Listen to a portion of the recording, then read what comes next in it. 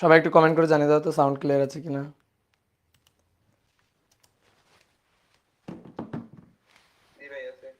এই কথা বলতেছে কথা বলতেছে কেন? এই কথা বলো না।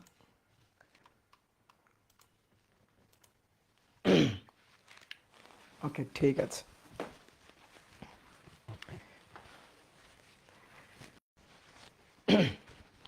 ডিয়ার স্টুডেন্ট, সবাইকে শুভেচ্ছা জানাচ্ছি আদর্শ গ্যাস ও গ্যাসের গতিতত্ত্ব অধ্যায়ের ষষ্ঠ ক্লাসে।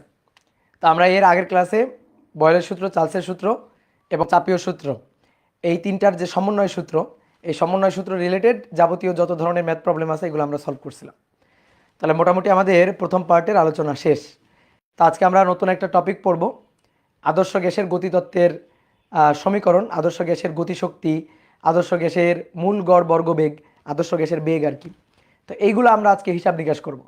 তো প্রথমে আমরা আজকে একটু দেখে নিব যে আদর্শ গ্যাসের গতিতত্ত্বের স্বীকার্যগুলা কী কী। এই স্বীকার্যগুলো একটু আলোচনা করব, তারপরে ওই স্বীকার্যগুলোকে কাজে লাগিয়ে আমরা আদর্শ গ্যাসের শক্তি, তারপর বেগ, এর যে রাশিমালা আছে সেগুলো আমরা নির্ণয় করব। ঠিক আছে? ওকে, তাহলে চলো আমরা শুরু করি। তাহলে আমাদের প্রথম টপিকটা হচ্ছে আদর্শ গ্যাসের গতিতত্ত্বের স্বীকার্যসমূহ। আদর্শ গ্যাসের গতিতত্ত্বের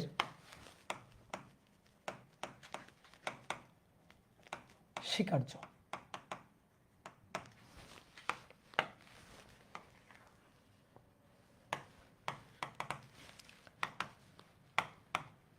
প্রথম পয়েন্ট হচ্ছে আদর্শ গ্যাস অসংখ্য ক্ষুদ্র ক্ষুদ্র কণার সমন্বয়ে গঠিত। আর যে কণার সমন্বয়ে গঠিত এই কণাগুলোকে বলা হয় হচ্ছে অণু বা অ্যাটম। তাহলে আদর্শ গ্যাস অসংখ্য অসংখ্য ক্ষুদ্র ক্ষুদ্র কণার সমন্বয়ে তৈরি, কণার সমন্বয়ে একটা গ্যাস গঠিত। আর এই ক্ষুদ্র কণাগুলোকে বলা হয় গ্যাসের অণু। ক্ষুদ্র কণাগুলোকে গ্যাসের অণু বলে।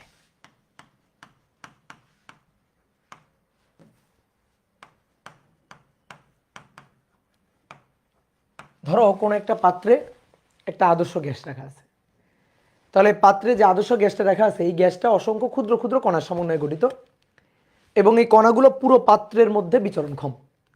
পুরো পাত্রের মধ্যে গ্যাসের অণুগুলা ছড়ায় ছিটায় আছে। তাহলে একটা চিত্র দেখাই একটু তোমাদের। এই যে এটা হচ্ছে কোনো একটা আদর্শ গ্যাসের ধরো একটা কন্টেইনার, এর মধ্যে গ্যাসের অণুগুলো আছে। তো এই অণুগুলা এই পাত্রের মধ্যে এই যে ছড়ানো ছিটানো আছে এবং দেখো ক্ষুদ্র ক্ষুদ্র ক্ষুদ্র ক্ষুদ্র এক একটা কণা, এই কণার সমন্বয়ে আসলে গ্যাস গঠিত। ঠিক আছে? এবার এই গ্যাসের অণুগুলা কিন্তু স্থির নাই, এই অণুগুলা কিন্তু বিচরণক্ষম, অণুগুলা কিন্তু গতিশীল, অণুগুলা কিন্তু ছুটে বেড়াইতেছে। এই কন্টেইনারের মধ্যে, এই পাত্রের মধ্যে অণুগুলা কিন্তু বেগ নিয়ে ছুটে বেড়াচ্ছে এবং এই বেগ নিয়ে ছুটে বেড়ানোর কারণে অণুগুলা পাত্রের দেওয়ালের সাথে, যে কন্টেইনারের মধ্যে রাখা হয়েছে সেই কন্টেইনারের সাথে এবং নিজেদের সাথে সংঘর্ষে লিপ্ত হচ্ছে। ঠিক আছে?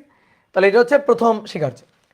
এইবার আসো দ্বিতীয় যে পয়েন্টটা, সেটা হচ্ছে দেখো দুইটা ভিন্ন ভিন্ন গ্যাসের অণুগুলা হবে ভিন্ন ভিন্ন, অণুগুলার আকার হবে ভিন্ন ভিন্ন, কিন্তু একই গ্যাসের, ধরো অক্সিজেন গ্যাস, তো অক্সিজেন গ্যাসের সবগুলো অণু সেগুলোর আকৃতি হবে একই। অর্থাৎ কোনো একটি নির্দিষ্ট গ্যাসের মানে একই গ্যাসের অণুগুলো হবে একই আকৃতির, একই রকম, কিন্তু ভিন্ন ভিন্ন গ্যাস যদি হয়, ধরো একটা অক্সিজেন গ্যাস, একটা কার্বন ডাইঅক্সাইড গ্যাস, তাহলে একটা অক্সিজেন গ্যাস, একটা কার্বন ডাইঅক্সাইড গ্যাস, ভিন্ন ভিন্ন দুইটা গ্যাস, তাহলে ভিন্ন ভিন্ন দুইটা গ্যাসের অণুগুলোর আকৃতিও হবে ভিন্ন ভিন্ন। কোনো এক গ্যাসের অণুর আকৃতি হবে বড়, কোনো গ্যাসের অণুর আকৃতি হবে ছোট। তাহলে গ্যাস যখনই ভিন্ন ভিন্ন হবে অণুগুলোর আকৃতিও হবে ভিন্ন ভিন্ন। তাহলে লিখে ফেলি পয়েন্টটা, একই গ্যাসের সকল অণুর আকার একই রকম, সকল অণুর আকার একই, কিন্তু ভিন্ন ভিন্ন গ্যাসের অণুর আকার আবার ভিন্ন ভিন্ন, কিন্তু ভিন্ন ভিন্ন গ্যাসের অণুর আকার ভিন্ন ভিন্ন।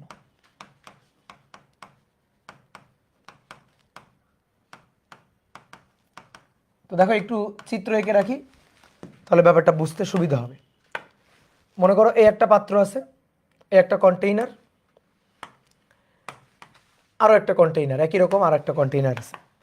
এই কন্টেইনারের মধ্যে আছে অক্সিজেন গ্যাস, আর এই কন্টেইনারটার মধ্যে আছে ধরো কার্বন ডাইঅক্সাইড গ্যাস। অক্সিজেন গ্যাসের অণুর আকার ক্ষুদ্র, তার তুলনায় অক্সিজেনের তুলনায় যদি বলি তাহলে কার্বন ডাইঅক্সাইড গ্যাসের অণুর আকার বড়। তাহলে ধরো এই পাত্রে যে অণুগুলো আছে, এই অণুগুলো হচ্ছে অক্সিজেন গ্যাসের অণু। অক্সিজেন গ্যাসের অণু দেখো প্রত্যেকটা অণু একই রকম হবে, একই আকৃতির হবে।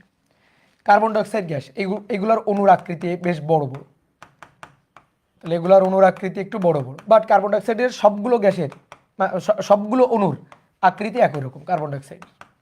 কিন্তু তুমি কার্বন ডাইঅক্সাইড আর অক্সিজেন গ্যাস চিন্তা করো, দেখো কার্বন ডাইঅক্সাইড আর অক্সিজেন দেখো অণুগুলোর আকৃতি কিন্তু আলাদা আলাদা। তাহলে ভিন্ন ভিন্ন গ্যাস হলে অণুর আকৃতি হবে ভিন্ন ভিন্ন। ওকে, এবার আসো 3 নম্বর পয়েন্ট। পাত্রের আয়তনের তুলনায় যে পাত্রে গ্যাসকে রাখা হবে, দেখো গ্যাসের কিন্তু নির্দিষ্ট কোনো আয়তন নাই। আমি কোনো একটা আদর্শ গ্যাসকে যে পাত্রে রাখবো, গ্যাসটা কিন্তু ওই পুরো পাত্রের মধ্যেই বিচরণক্ষম। পুরো পাত্রের মধ্যেই কিন্তু গ্যাসটা সঞ্চারণশীলভাবেই অবস্থান করবে। তাহলে আমি যদি বলি গ্যাসের আয়তন, তাহলে গ্যাসের আয়তন মানে পাত্রের আয়তন, সহজ হিসাব। তাহলে গ্যাসের আয়তন পাত্রের আয়তন। তো পাত্রের আয়তনের তুলনায়, শোনো এবার ভালো করে, পাত্রের আয়তনের তুলনায় গ্যাসের আয়তন, গ্যাসের মূল আয়তন অতি নগণ্য। মূল আয়তন অতি নগণ্য এবং পুরো পাত্রের মধ্যেই গ্যাস বিচরণক্ষম। পুরো পাত্রের সমস্ত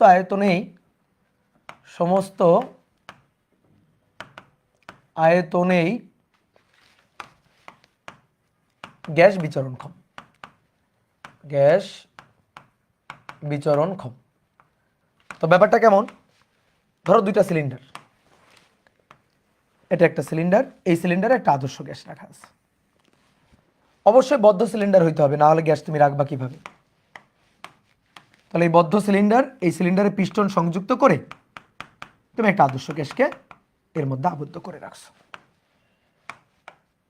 এর মধ্যে একটা আদর্শ গ্যাসকে আবদ্ধ করে রাখছো। এগুলো হচ্ছে গ্যাসের অণু, এই যে এগুলা এক একটা গ্যাসের অণু। তাহলে সিলিন্ডারের মধ্যে গ্যাসকে রেখে পিস্টন সংযুক্ত করে রাখছি, বদ্ধ করে রাখছি। তাহলে এই আয়তনের মধ্যে, এই যে পুরো এই আয়তনের মধ্যেই কিন্তু গ্যাসটা বিচরণক্ষম। এবার আমি যদি গ্যাসের মূল আয়তন চিন্তা করি, দেখো এইগুলো হচ্ছে গ্যাসের অণু, এই যে ক্ষুদ্র ক্ষুদ্র কণার সমন্বয়ে গঠিত এগুলো হচ্ছে গ্যাসের অণু। আমি যদি এই অণুগুলাকে কম্প্রেসড করে এক জায়গায় নিয়ে আসি, তাহলে কিন্তু আমি গ্যাসের মূল আয়তনটা পাবো আর কি। এগুলোকে ধরো কম্প্রেসড করলাম, কম্প্রেসড করে অণুগুলাকে একত্রিত করে এক জায়গায় নিয়ে আসলাম, তাহলে সেইটা হবে গ্যাসের মূল আয়তন। সেই মূল আয়তনের তুলনায় পাত্রের আয়তন অনেক বেশি, বা পাত্রের আয়তনের তুলনায় গ্যাসের মূল আয়তন অতি নগণ্য। কি কথা বুঝছো? ধরো আমি এখানে একটু এঁকে দেখাই। এইটা তো সিলিন্ডার ছিল, এই যে এটা হচ্ছে সিলিন্ডার। এই সিলিন্ডারের মধ্যেই তো তুমি গ্যাসটাকে আবদ্ধ করে রাখছো পিস্টন দিয়ে। এখন তুমি যদি কোনোভাবে গ্যাসটাকে কম্প্রেসড করে নিয়ে আসো, অর্থাৎ সবগুলো অণুকে, এই যে গ্যাসের যে অণুগুলা ছুটে বেড়াইতেছে পাত্রের মধ্যে, এই অণুগুলাকে কম্প্রেসড করে একটা বিন্দুতে নিয়ে আসো। বা কম্প্রেসড করে যদি তুমি একটা বিন্দুতে নিয়ে আসো, ধরো এই যে একটা বিন্দুতে নিয়ে আসলা, তাহলে এইখানে এসে অণুগুলো অবস্থান করবে। ধরো এই যে একটা বিন্দুতে নিয়ে আসলাম, কম্প্রেসড করে একটা জায়গায় নিয়ে আসলাম, তাহলে এইটা হচ্ছে গ্যাসের মূল আয়তন আর কি, বোঝানোর জন্য আমি এইভাবে দেখালাম। তাহলে এই মূল আয়তনের তুলনায় দেখো পাত্রের আয়তন অনেক বেশি, বা পাত্রের আয়তনের তুলনায় গ্যাসের যে মূল আয়তন সেটা অতি নগণ্য। তুমি এইটুকু গ্যাসকে, তুমি যদি সাপোজ পিস্টনটা যদি এখানে থাকতো, তখন গ্যাসের আয়তন হইতো এইটুকু। এখন পিস্টন যদি উপরে উঠে এখানে যায়, তখন গ্যাসের আয়তন হবে এইটুকু। পিস্টন যদি এই অবস্থায় আসে তখন গ্যাসের আয়তন হবে এইটুকু। তাহলে গ্যাসের কিন্তু নির্দিষ্ট আয়তন নেই। এটাকে আমি যে বদ্ধ পাত্রে রাখবো, ওই বদ্ধ পাত্রের আয়তনটাই হবে গ্যাসের আয়তন। ঠিক আছে? কম্প্রেস কেন করতে হলো? কম্প্রেস ধরো আমরা করলাম, মানে এখানে কি বলা হচ্ছে যে পাত্রের আয়তনের তুলনায় গ্যাসের আয়তন, গ্যাসের মূল আয়তন এটা অতি নগণ্য। তার মানে আমি গ্যাসটাকে যে পাত্রের মধ্যে রাখবো, ওই পুরো পাত্রের মধ্যে জায়গা দখল করে থাকবে। ধরো তুমি কোনো একটা গ্যাসকে কোনো একটা গ্যাসকে তুমি তোমার সাপোজ তুমি যে ঘরে আসো সেই ঘরটা বদ্ধ একটা ঘর না, তো ওই ঘরের মধ্যে তুমি গ্যাসটাকে রাখলা, তাহলে তখন গ্যাসের আয়তন হবে ওই ঘরের আয়তন যা সেইটা, কারণ গ্যাস তখন ওই পুরো পুরো এলাকা ব্যাপী পুরো যে ঘর, এই ঘরের মধ্যেই তখন বিচরণক্ষম। তাহলে আমরা বুঝালাম যে গ্যাসের আসলে নির্দিষ্ট কোনো আয়তন নেই, যে পাত্রে রাখা হবে সেই পাত্রের আয়তন দখল করবে। তাহলে পাত্রের আয়তনের তুলনায় গ্যাসের আসলে মূল যে আয়তনটুকু সেটা কিন্তু অতি নগণ্য, এইটাই জাস্ট বুঝালাম, ঠিক আছে। ওকে, এইবার আসো খুব ইম্পর্টেন্ট একটা পয়েন্ট, এই যে কোনো একটা আদর্শ গ্যাস, এই আদর্শ গ্যাসের অণুগুলার মধ্যে আন্তঃআণবিক ফাঁকা স্থান অনেক বেশি। একটা অণু থেকে আরেকটা অণু বেশ অনেক দূরত্বেই অবস্থান করে।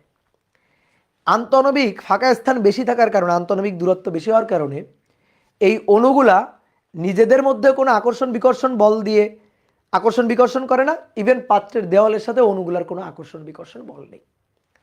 যেহেতু কোনো আকর্ষণ বিকর্ষণ বল নেই, সেহেতু গ্যাসের কোনো বিভব শক্তি নেই। যদি আকর্ষণ বিকর্ষণ বল থাকতো, আন্তঃআণবিক বল থাকতো, তাহলে কিন্তু একটা বিভব শক্তি থাকতো। যেহেতু আন্তঃআণবিক বল নেই, সেহেতু গ্যাসের, আদর্শ গ্যাসের কোনো বিভব শক্তি নেই। তাহলে আগে একটু পয়েন্টটা লিখি, তারপর আমি এটাকে ব্যাখ্যা করতেছি। আদর্শ গ্যাসের অণুগুলোর আন্তঃআণবিক দূরত্ব বেশি। আন্তঃআণবিক দূরত্ব বেশি। এই আন্তঃআণবিক দূরত্বটা বেশি হওয়ার কারণে অণুগুলার মধ্যে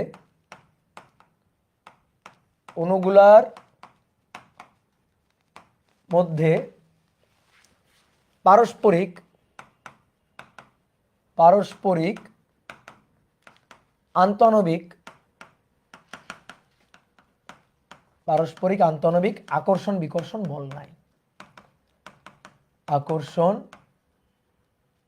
বিকর্ষণ বল নাই।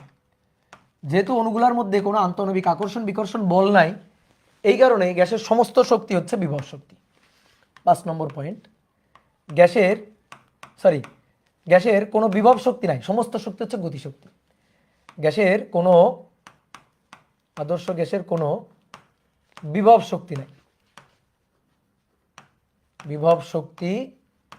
নাই, সমস্ত শক্তি হচ্ছে গতিশক্তি। সমস্ত শক্তি গতিশক্তি। তাহলে কোনো গ্যাসের শক্তিকে, ধরো কোনো একটা পাত্রে একটা আদর্শ গ্যাস রাখা আছে, আমি গ্যাসের শক্তি ই কে লিখতে চাই, তাহলে E equal to E K, kinetic energy, গতিশক্তি। এর কোনো বিভব শক্তি নাই, অর্থাৎ গ্যাসের ক্ষেত্রে ইপি পটেনশিয়াল এনার্জি হচ্ছে, আদর্শ গ্যাসের ক্ষেত্রে পটেনশিয়াল এনার্জি হচ্ছে 0। এবার কথা হচ্ছে কেন। আচ্ছা তুমি দেখো তো, এই যে বিভব শক্তি, এই বিভব শক্তি হচ্ছে এক্সটার্নাল এজেন্ট কর্তৃক কৃত কাজ, এটা বিরুদ্ধে কাজ। এক্সটার্নাল এজেন্ট স্প্রিং বলের, মহাকর্ষ বলের, অভিকর্ষ বলের, তারপর স্থিতিস্থাপক বলের, তড়িৎ বলের, চৌম্বক বলের বিরুদ্ধে যে কাজ করে সেটাই কিন্তু বিভব শক্তি। বিভব শক্তি কিন্তু অভিকর্ষ দ্বারা কাজ বিভব শক্তি না, স্প্রিং দ্বারা কাজ বিভব শক্তি না, মহাকর্ষ দ্বারা কাজ বিভব শক্তি না। মহাকর্ষ বলের বিরুদ্ধে এক্সটার্নাল এজেন্ট দ্বারা কাজ, অভিকর্ষ বলের বিরুদ্ধে এক্সটার্নাল এজেন্ট দ্বারা কাজ, স্প্রিং বলের বিরুদ্ধে এক্সটার্নাল এজেন্ট দ্বারা যে কাজটা, সেই কাজটাই হচ্ছে বিভব শক্তি। তাহলে বিভব শক্তি সর্বদা এক্সটার্নাল এজেন্টের দ্বারা কাজ হইতে হবে, এবং মহাকর্ষ বল, স্প্রিং বল, আন্তঃআণবিক আকর্ষণ বিকর্ষণ বল এর অবশ্যই বিরুদ্ধে। যেমন তোমার আমি একটা উদাহরণ দেখাই। আচ্ছা তুমি আমাকে বলো, এটা হচ্ছে ভূমি বা এটা হচ্ছে একটা তল, এই তলের সাপেক্ষে একটা বস্তুকে আমি এই উচ্চতায় উঠায় এইখানে রাখলাম, এই বস্তুটাকে এম ভরের বস্তুটাকে, তুমি আমাকে বলো তো এই বস্তুটার বিভব শক্তি কত? বলো বিভব শক্তিটা বলো। বিভব শক্তি হচ্ছে mgh, পটেনশিয়াল এনার্জি এই তলের সাপেক্ষে, এই উচ্চতার h, তাহলে mgh এটা হচ্ছে বিভব শক্তি এই তলের সাপেক্ষে, তাই না? আচ্ছা এই বিভব শক্তিটা কার দ্বারা কাজ? অভিকর্ষ দ্বারা কাজ না। অভিকর্ষ দ্বারা কাজ হইলে mgh হইতো না, তখন হইতো -mgh। কেমনে দেখো, এই বস্তুটাকে আমি এখান থেকে এখানে উঠাইছি, দেখো বস্তুটা এখানে ছিল, তাহলে বস্তুটাকে অভিকর্ষ টানতেছে কোন দিকে? নিচের দিকে, এটা হচ্ছে অভিকর্ষ বল। দেখো অভিকর্ষ বল নিচের দিকে টানতেছে, আর আমি এখান থেকে উপরে উঠাই নিয়ে গেলাম, তাহলে সরণটা হইলো উপরের দিকে সরণ h, mg নিচের দিকে। তাহলে অভিকর্ষ দ্বারা যে কাজটা, অভিকর্ষ দ্বারা যে কাজ w, সেটা হচ্ছে mg, H cos 180 degree, MG নিচের দিকে এইচ উপরের দিকে, তাহলে অভিকর্ষ দ্বারা কাজ এমজি কজ 180 ডিগ্রি, তাহলে এমজি এইচ কজ 180 হচ্ছে মাইনাস এমজি এইচ। এবার তুমি বলো তো বিভব শক্তি কি মাইনাস এমজি এইচ? না, তাহলে এটা তো পটেনশিয়াল এনার্জি না, এটাকে কি আমি ইপি বলবো? নো, এটা আমাদের ইপি না, ইপি হচ্ছে এমজিএইচ, তাই না? এটা তো আমরা জানি, 9 10 তো এটাই পড়ে আসছি। তাহলে এই যে এমজিএইচ এটা কার দ্বারা কাজ? আমার দ্বারা।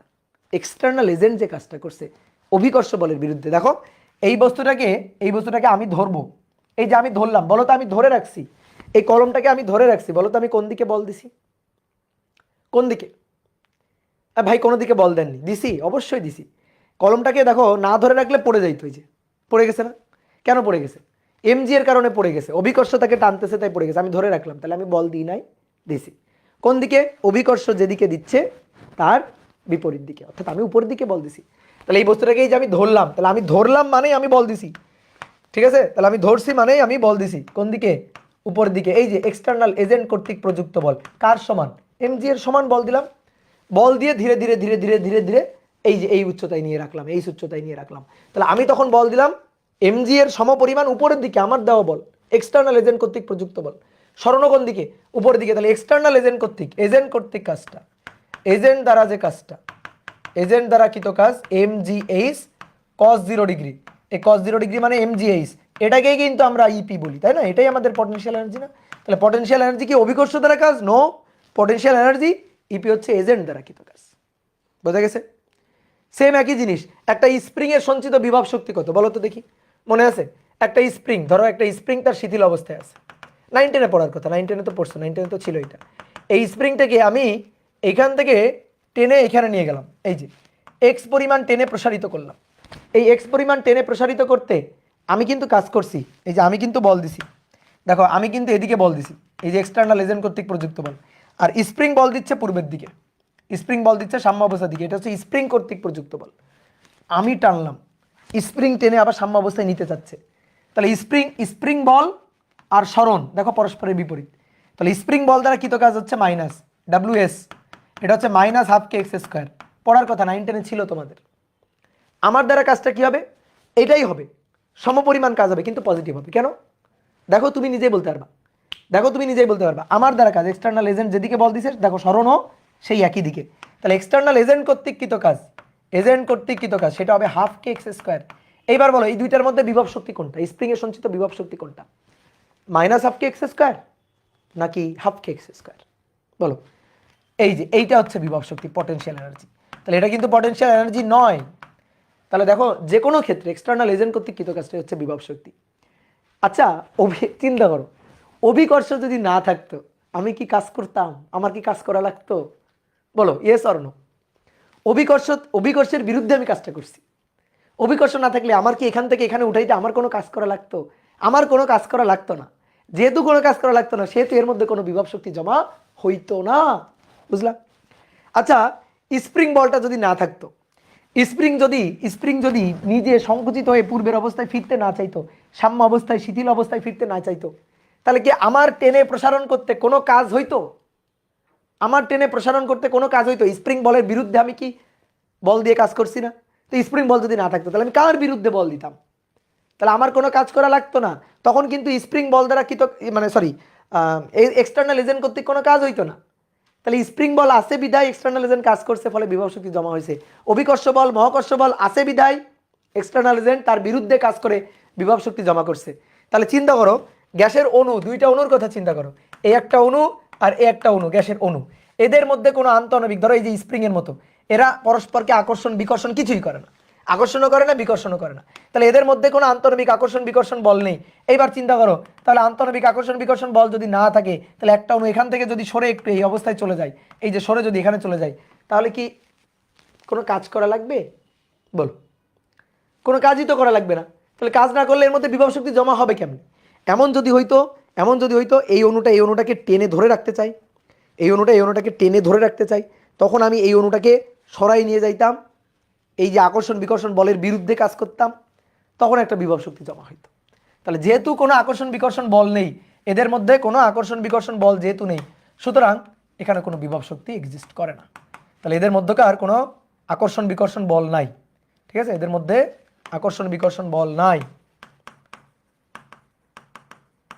আকর্ষণ বিকর্ষণ আন্তঃনবিক বল নাই। আন্তঃনবিক বল কিন্তু দুই ধরনের হয়, আন্তঃনবিক আকর্ষণ বল, আন্তঃনবিক বিকর্ষণ বল হয়। ঠিক আছে, এটা তোমরা 7 অধ্যায়ে পড়বে আরো ডিটেলস। তাহলে আকর্ষণ বিকর্ষণ আন্তঃআণবিক বল নাই, যেহেতু বল নাই বিভব শক্তিও নাই, এই কারণে বিভব শক্তি নাই। তো যেহেতু বিভব শক্তি নাই তাহলে সমস্ত শক্তি কি? গতিশক্তি। বেগ তো আছে, তাহলে অণুর ভর আছে, বেগ আছে, তাহলে সমস্ত শক্তি বিভব, মানে সমস্ত শক্তি গতিশক্তি। তাহলে সমস্ত শক্তি গতিশক্তি। দেখো সমস্ত শক্তি কাইনেটিক এনার্জি, গতিশক্তি। ঠিক আছে, তাহলে এই হচ্ছে কথা ছিল। এবার এই অণুগুলা হচ্ছে 6 নম্বর, আদর্শ গ্যাসের অণুগুলা স্থিতিস্থাপক গোলক সদৃশ। আদর্শ গ্যাসের অণুগুলো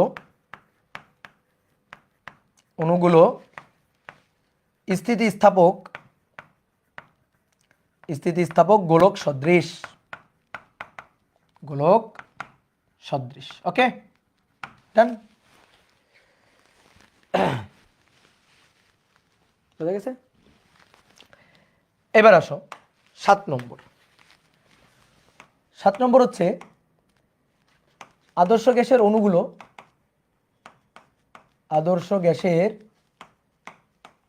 অণুগুলো বিক্ষিপ্তভাবে গতিশীল। অণুগুলো পাত্রের মধ্যে, মানে যে পাত্রে রাখা হবে সেই পাত্রের মধ্যে বিক্ষিপ্তভাবে গতিশীল, বিক্ষিপ্তভাবে গতিশীল। দেখো বিভব শক্তি নাই, সমস্ত শক্তি গতিশক্তি, তার মানে গতি আছে, বেগ আছে। এবার বেগটা কেমন? তো বলা হচ্ছে বিক্ষিপ্তভাবে গতিশীল, কোনো নির্দিষ্ট অক্ষ বরাবর যে শুধুমাত্র বেগ এমনটা না, বেগটা হচ্ছে ত্রিমাত্রিক। তাহলে বিক্ষিপ্তভাবে গতিশীল, বেগটি ত্রিমাত্রিক, বেগ ত্রিমাত্রিক, ত্রিমাত্রিক বেগ, এবং প্রতিটি অক্ষ বরাবর ত্রিমাত্রিক 3টে অক্ষ, এক্স অক্ষ, ওয়াই অক্ষ, জেড অক্ষ। তো প্রতিটি অক্ষ বরাবর বেগের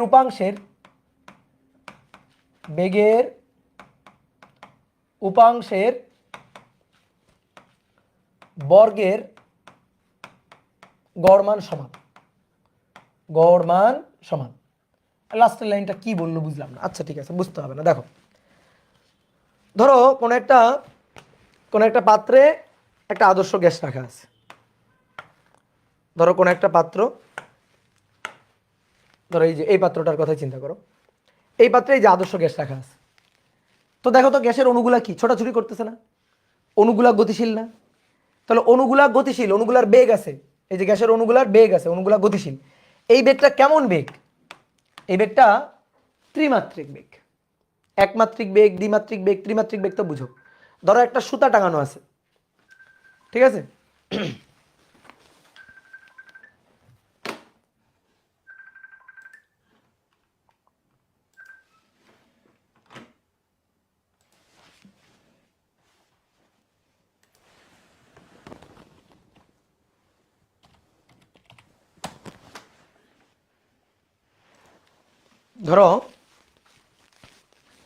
ধরো দুইটা খুঁটির মাঝে একটা সুতা টান টান করে বাঁধা আছে।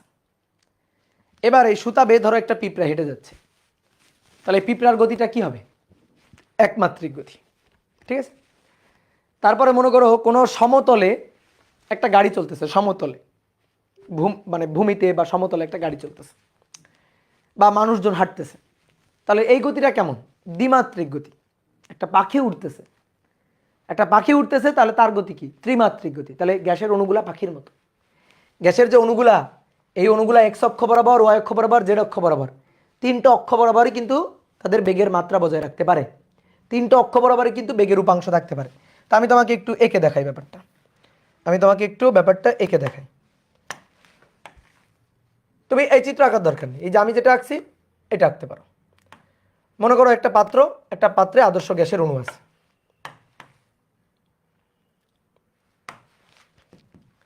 এবার জোড়া লাগাই দাও, এটার সাথে এটা জোড়া লাগাই দিবা, এটার সাথে এটা, এটার সাথে এটা, এটার সাথে এটা, হয়ে গেল একটা কন্টেইনার।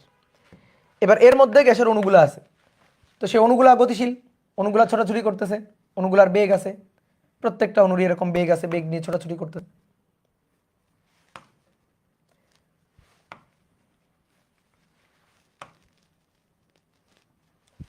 তাহলে এই অণুটার বেগ এই যে C1, এটার বেগ C2, এটার বেগ C3, এটার বেগ C4, মানে এক একটা অণুর বেগ নাম দিচ্ছি আমি। এটা C5, এটা ধরো C6।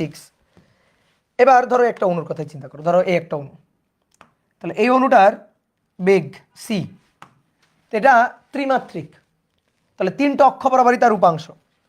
এইটা ধরো x অক্ষ, এইটা হচ্ছে আমাদের y অক্ষ, আর এইটা ধরো আমাদের z অক্ষ।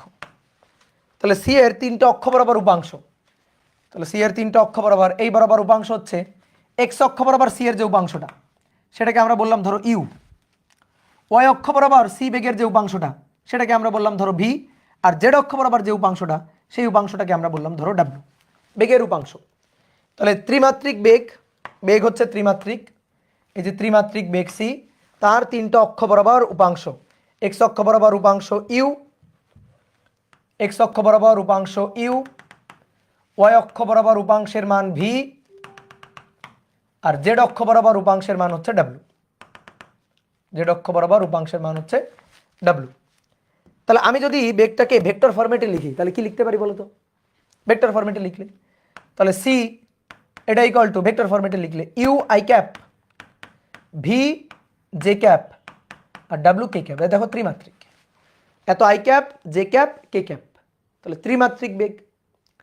এবার আমি যদি বলি এখান থেকে যদি বলি তোমাকে বেগের মান কত, তো বেগের মান কত? তাহলে বেগের মান হচ্ছে C equal to root over ভেক্টরের মান যেভাবে বের করে U square V square W square. তাহলে C square equal to U square V square plus W square. এইবার আরেকটা জিনিস একটু খেয়াল করো, দেখো বেগের কি বলছে যে প্রতিটি অক্ষ বরাবর বেগের উপাংশের, তো বেগ হচ্ছে সি, ত্রিমাত্রিক বেগ সি, তো তার এক্স অক্ষ বরাবর উপাংশ ইউ, ওয়াই অক্ষ বরাবর উপাংশ ভি, জেড অক্ষ বরাবর উপাংশ ডাব্লিউ। তাহলে প্রতিটি অক্ষ বরাবর বেগের উপাংশের বর্গের গড় মান এটা সমান, আসলেই তাই। দেখো গ্যাসের অণু, একটা অণু কি বুঝে কোনটা এক্স অক্ষ কোনটা ওয়াই অক্ষ কোনটা জেড অক্ষ? বলো, এটা কি অণু বুঝে? না। তাহলে এক্স অক্ষ ওয়াই অক্ষ জেড অক্ষ, কোন অক্ষ বরাবর অণুর বেগ বেশি, কোন অক্ষ বরাবর অণুর বেগ কম? বলো দেখি, কোন অক্ষ বরাবর অণুর বেগ বেশি, কোন অক্ষ বরাবর অণুর বেগ কম? অর্থাৎ বেগের কোন উপাংশের মানটা বেশি? বেগের কোনো উপাংশের মান আসলে বেশি না, কোনো উপাংশের মান আসলে কম না। কারণ গ্যাসের অণুগুলা বিক্ষিপ্তভাবে ছোটাছুটি করতেছে, ওরা কি এক্স অক্ষ বুঝে ছোটাছুটি করে, ওয়াই অক্ষ বুঝে ছোটাছুটি করে যে না এক্স অক্ষ বরাবর বেশি বেগ নিয়ে ছোটাছুটি করব, ওয়াই অক্ষ বরাবর বেগের উপাংশটা কম হবে? এটা কি হয়? তাহলে আলটিমেটলি দেখা যায় তুমি যদি একটা নির্দিষ্ট টাইম ধরে কোনো একটা অণুকে অবজার্ভ করো, ধরো একটা অণু ছোটাছুটি করতেছে, ঠিক আছে, সবসময় একটা অণু একই দিকে ছোটাছুটি করতে থাকবে এমন না, কারণ অণুগুলো ছোটাছুটি করতে থাকলে অণুগুলোর সাথে পাত্রের দেওয়ালের একটা সংঘর্ষ হবে, ধাক্কা লাগবে, আবার অণুগুলোর নিজেদের মধ্যেও কিন্তু সংঘর্ষে লিপ্ত হবে। তাহলে এই সংঘর্ষে দিক চেঞ্জ হয়ে যাবে। তো এইভাবে মনে করো অণুগুলো এরকম ছোটাছুটি করতেছে। তো তুমি যদি একটা সার্টেন টাইম পিরিয়ড পর্যন্ত তুমি কোনো একটা অ্যাটমকে লক্ষ্য করো, অণুকে লক্ষ্য করো, এবং সেই অণুটার এক্স অক্ষ বরাবর বেগের উপাংশ ইউ এর মান হিসাব করো, ওয়াই অক্ষ বরাবর বেগের উপাংশ ভি এর মান একটা সার্টেন টাইম পিরিয়ড ধরে হিসাব করলা, জেড অক্ষ বরাবর বেগের উপাংশ ডাব্লিউ হিসাব করলা, দেখবা হিসাব করে এই তিনটা মান আসলে সেম, এই তিনটা মানের মধ্যে তেমন কোনো পার্থক্য হবে না। অর্থাৎ ইউ ভি এবং ডাব্লিউ এগুলার মান আসলে সমান। তাহলে এই যে ইউ ভি ডাব্লিউ এগুলার মান, এই যে উপাংশের মানগুলো আসলে সমান। তো উপাংশের আমরা ওই যে গড় মান বলি, ঠিক আছে, উপাংশের বর্গের গড় মান, ধরো এই যে বর্গ করলাম, এটারও বর্গ করলাম, এটারও বর্গ করলাম, এবার এই বর্গের গড় মান, এই যে গড় চিহ্ন উপরে বার, তাহলে বর্গ করে গড়, দেখো বর্গ করে গড়, ঠিক আছে, বর্গ করে গড়, এই বর্গের এই গড় মানগুলো এগুলো আসলে সমান, U square bar V square bar W square bar এগুলো আসলে কি সমান। আচ্ছা তাহলে এগুলো যদি সমান হয়, এবার একটা জিনিস দেখো, এখানে তাকাও, সবগুলার উপরে বার দিয়ে দাও, C square bar U square bar plus V square bar plus W square bar. দেখো এই মানগুলো সব সেম না? তাহলে আমরা একটা কাজ করি, ধরো যেহেতু এখানে থাকুক C square bar U square bar plus V square bar W square bar, বেগের বর্গের গড় মান সেম, এই যে উপরে লেখা আছে প্রতিটি অক্ষ বরাবর বেগের বর্গের গড় মান সেম। তাহলে ইউ স্কোয়ার বার এটাকে আমি এটাই রাখলাম, এবার ভি স্কোয়ার বার সেটা মানে তো ইউ স্কোয়ার বার, তাহলে এটাকে ইউ স্কোয়ার বার লেখা যায়। ঠিক একইভাবে এটাকে U square bar, U square bar লেখা যায়। তাহলে U square bar U square bar U square bar, তো কয়টা? 3টা। তাহলে সি স্কোয়ার বার এটা equal to 3 U square bar. তাহলে অতএব এইখান থেকে ইউ স্কোয়ার বার এইটা equal to 1/3 C square bar. ঠিক আছে, এইটা কিন্তু আমরা পাচ্ছি। তো এইটা আপাতত থাকুক, দেখি আমাদের পরে কখনো কোনো কাজে এটা লাগবে কিনা। ঠিক আছে, ক্লিয়ার? বার দিচ্ছি কেন? বার মানে গড়। এই দেখো, বেগের উপাংশের বর্গের গড় মান, গড় মানে হচ্ছে বার। ঠিক আছে, বেগের বর্গ ইউ, ইউ হচ্ছে বেগ, তার বর্গ তার গড়, এটা হচ্ছে গড় চিহ্ন। ঠিক আছে, এইটা না কিন্তু, খবরদার, দেখো এইটা না কিন্তু, এইটা কিন্তু করা যাবে না। এইটা আর এইটার মধ্যে কিন্তু বিস্তর ফারাক আছে। এটা কি জানো? আগে গড় করব তারপরে বর্গ, আর এইটা হচ্ছে আগে বর্গ করব তারপরে গড়, দুইটার মধ্যে কিন্তু পার্থক্য আছে। তা আমাদের কি বলতেছে আদর্শ গ্যাসের এই যে স্বীকার্যটা কি বলতেছে? আমাদের স্বীকার্যটা বলতেছে যে বেগটা তো ত্রিমাত্রিক, এবং এই বেগটা ত্রিমাত্রিক হওয়ার কারণে প্রত্যেকটা অক্ষ বরাবর বেগের যে উপাংশ, সেই উপাংশের বর্গের গড় মান সমান। উপাংশের বর্গের গড় মানগুলা সমান। তাহলে এই উপাংশের বর্গের গড় মান যদি সমান হয়, তাহলে এখান থেকে আমরা একটা সম্পর্ক পাচ্ছি যে ইউ স্কোয়ার বার এটা equal to 1/3 C square bar. দেখো, ইউ স্কোয়ার বার এটা ইকুয়াল টু 1/3 সি স্কোয়ার বার। আবার একইভাবে ভি স্কোয়ার বার এটা ইকুয়াল টু কিন্তু লেখা যায় 1/3 সি স্কোয়ার বার। বুঝছো? এটা বুঝছো সবাই? আমি এখানে কি করছি? U square U square U square লিখছি। আমি যদি V square V square V square লিখতাম তাও হইতো। আমি যদি W square W square W square লিখতাম তাও হইতো। তাহলে এই যে ডাব্লিউ স্কোয়ার বার এটা ইকুয়াল টু 1/3 সি স্কোয়ার বার। বুঝতে পারলাম? গড় কি একটা অণুর জন্য? হ্যাঁ, এটা তো একটা অণুর বেগ, তো একটা অণুর জন্যই। ঠিক আছে, একটা অণুর জন্যই।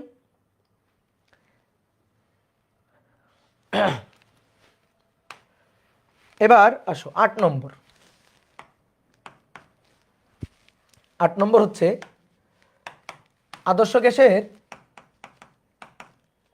আদর্শ গ্যাসের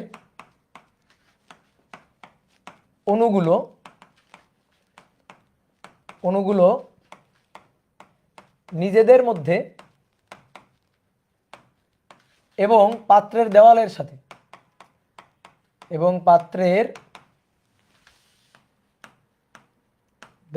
সাথে নিজেদের মধ্যে এবং পাত্রের দেওয়ালের সাথে সংঘর্ষে লিপ্ত হয় এবং এই সংঘর্ষ স্থিতিস্থাপক সংঘর্ষ, এবং এই সংঘর্ষ কেমন সংঘর্ষ? স্থিতিস্থাপক সংঘর্ষ। এবং এই সংঘর্ষ স্থিতিস্থাপক সংঘর্ষ, অর্থাৎ শক্তির অপচয় হয় না। সংঘর্ষে শক্তির অপচয় হয় না। তা আসো ব্যাপারটা ব্যাখ্যা করি।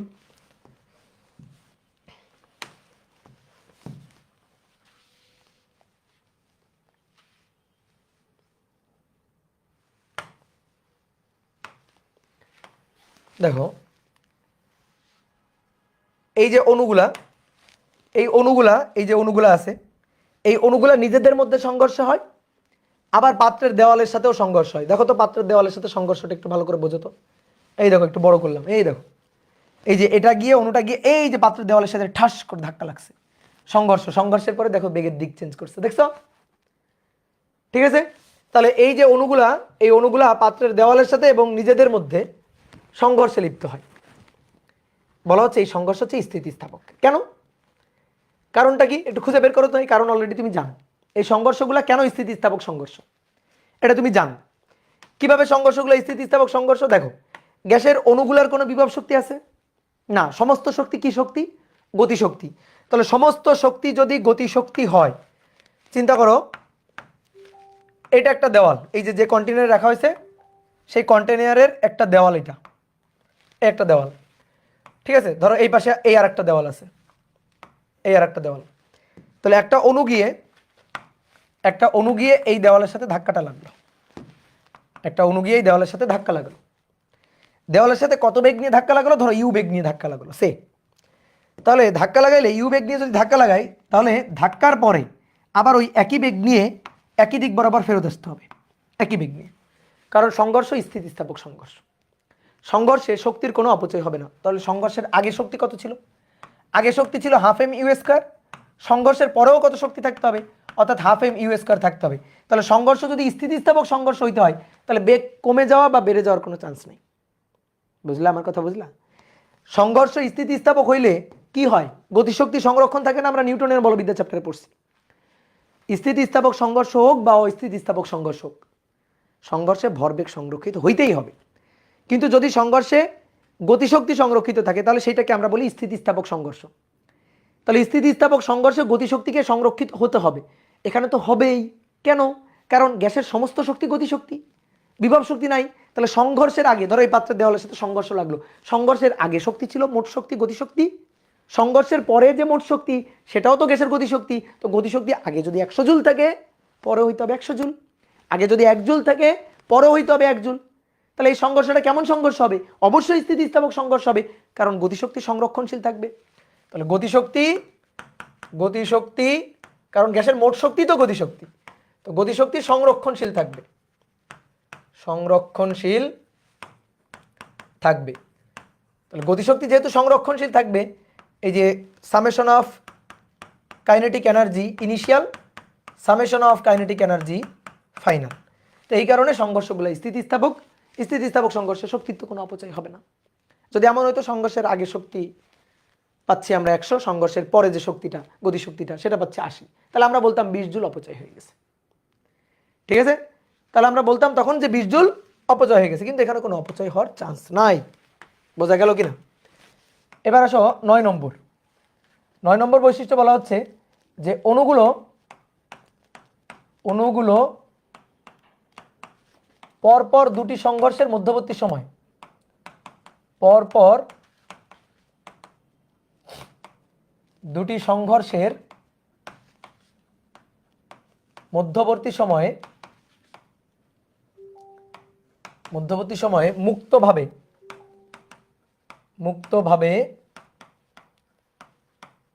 যে পথ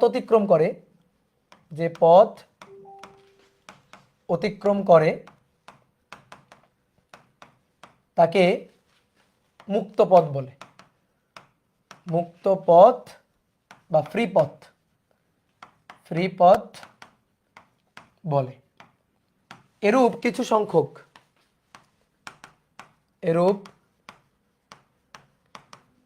সংখ্যক মুক্ত পথের গড়কে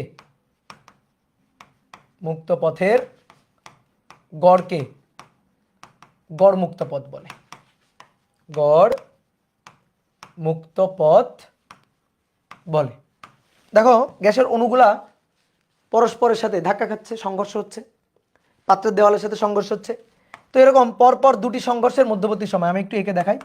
ধরো এই একটা অণু, এটা নিয়ে ডিটেলস আলোচনা আমাদের পরে করতে হবে। ধরো এই হচ্ছে অণুগুলো আছে, ধরো 3টা অণু আমি আঁকলাম।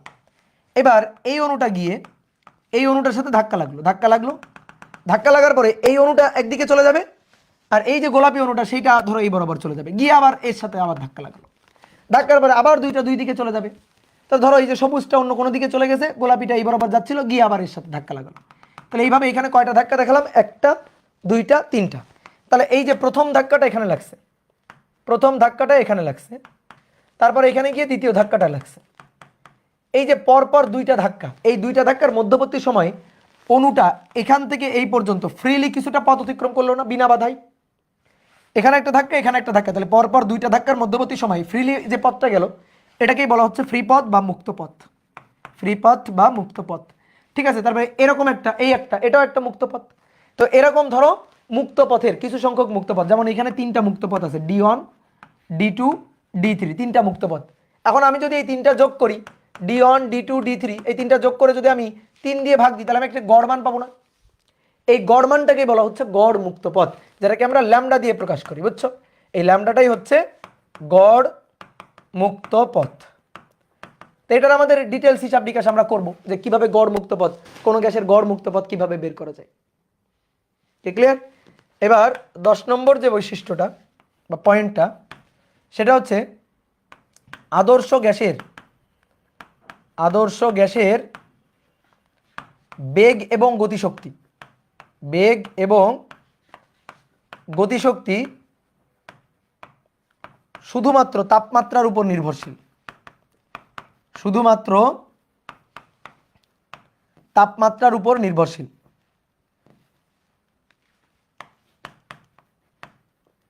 তাপমাত্রার উপর নির্ভরশীল। অন্য কোনো চলক, ধরো আয়তন, চাপ, ঘনত্ব পরিবর্তন করা হোক বা না হোক, আমি দেখব টেম্পারেচারে কি পরিবর্তন করা হচ্ছে। যদি তাপমাত্রার পরিবর্তন হয় তাহলে গ্যাসের গতিশক্তির পরিবর্তন হবে, যদি তাপমাত্রার পরিবর্তন হয় তাহলে গ্যাসের অণুর বেগেরও পরিবর্তন হবে। তাহলে গ্যাসের অণুর বেগ এবং গতিশক্তি এই দুইটা রাশি তাপমাত্রার উপর নির্ভরশীল, ঠিক আছে, তাপমাত্রার উপর ডিপেন্ড করে। এখন তুমি এই কথার মানে তোমার বুঝতে হবে না, এটা আমরা দেখাবো, একেবারে ম্যাথমেটিক্যালি দেখাবো। তাহলে C is only function of temperature. গ্যাসের গতিশক্তি বা কাইনেটিক এনার্জি, মোট শক্তিকে আমরা ই বলি, ই ইকুয়াল টু তো ই কে। তাহলে মোট শক্তি বলো গতিশক্তি বলো একই জিনিস। তো এটা কার উপর ডিপেন্ড করবে? টেম্পারেচারের উপর ডিপেন্ড করবে। Is only function of temperature. তাহলে এই ছিল আমাদের আদর্শ গ্যাসের গতিতত্ত্বের এই যে ইম্পর্টেন্ট কয়েকটা স্বীকার্য। বোঝা গেছে?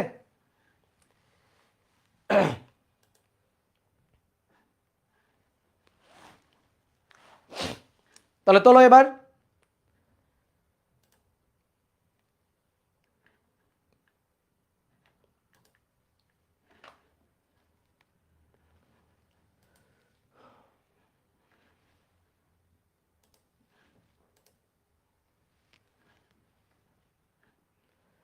কোনো পয়েন্ট বাদ গেল, ধরো একটু দেখি কোনোটা বাদ গেল কিনা। হয়েছে।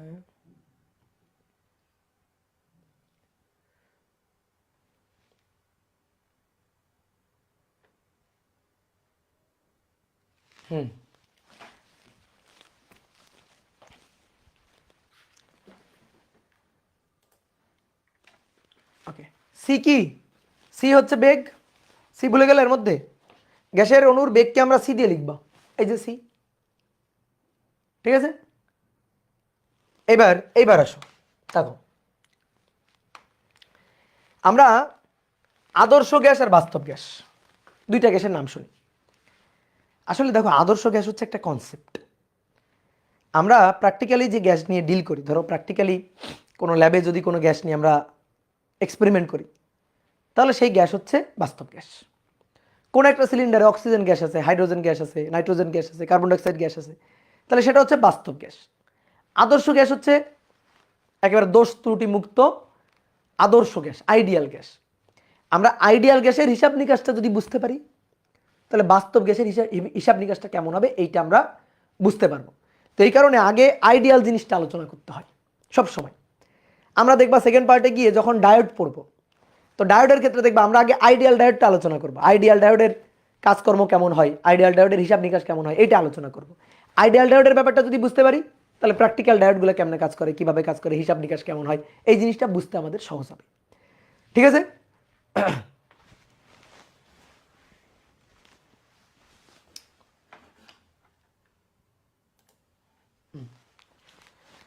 তো এখন এই আদর্শ গ্যাস আর বাস্তব গ্যাস নিয়ে কিছু কথা আছে। আদর্শ গ্যাসে দেখবা বইয়ের প্রথমে আদর্শ গ্যাস নিয়ে ঢালাও কিছু বক্তৃতা লেখা আছে, বাস্তব গ্যাস নিয়ে ঢালাও কিছু বক্তৃতা লেখা আছে। এখন তোমাদের অনেক সময় এগুলা খুঁটে বেছে পড়তে সমস্যা হয় যে কি পড়বো কি পড়বো না, বাংলা কথা। তো দেখো আদর্শ গ্যাস এবং বাস্তব গ্যাস থেকে কিছু 2 মার্কের প্রশ্ন আসে এবং কিছু এমসিকিউ কোশ্চেন আছে। তো যার জন্য যেগুলো অ্যান্সার করার জন্য এই বইয়ের এই বাংলা রিডিং কিভাবে পড়বো এটা অনেকে আমরা বুঝতে পারি না।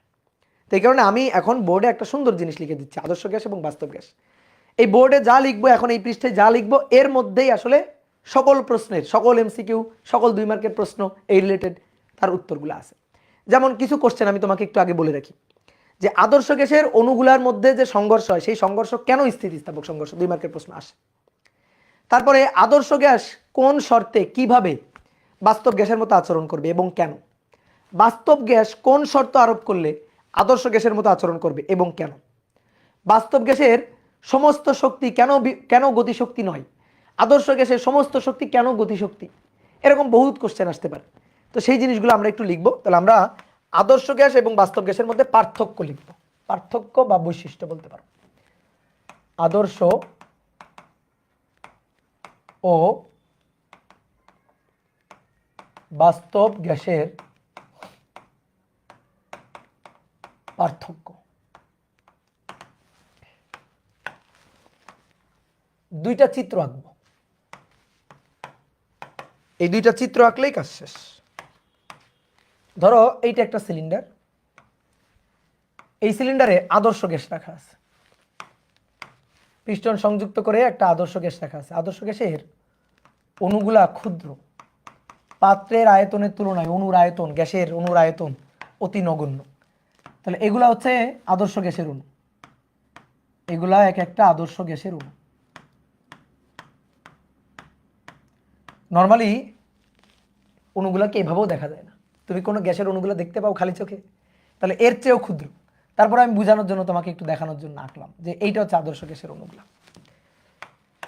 তারপরে বাস্তব গ্যাসের অণু, যদি আমরা এইটার সাথে কম্পেয়ার করে বাস্তব গ্যাসের অণু দেখাই, তো বাস্তব গ্যাসের অণুগুলার আকৃতি একটু বৃহৎ, অণুগুলার আকৃতি একেবারে এত ক্ষুদ্র নয়, এবং কোনো একটা নির্দিষ্ট গ্যাসের আকৃতির একটা নির্দিষ্ট আকৃতি। কার্বন ডাইঅক্সাইড গ্যাসের অণুর আকৃতি একরকম, অক্সিজেন গ্যাসের অণুর আকৃতি একরকম, তাহলে এক একটা বাস্তব গ্যাসের অণুর আকৃতি এক এক রকম। তো ধরো এই পাত্রের মধ্যে একটা গ্যাস রাখা আছে, তো সেই গ্যাসের অণুর আকারগুলা হচ্ছে এরকম। তাহলে আদর্শ গ্যাসের অণুগুলা থেকে বাস্তব গ্যাসের অণুগুলার আকার বৃহৎ।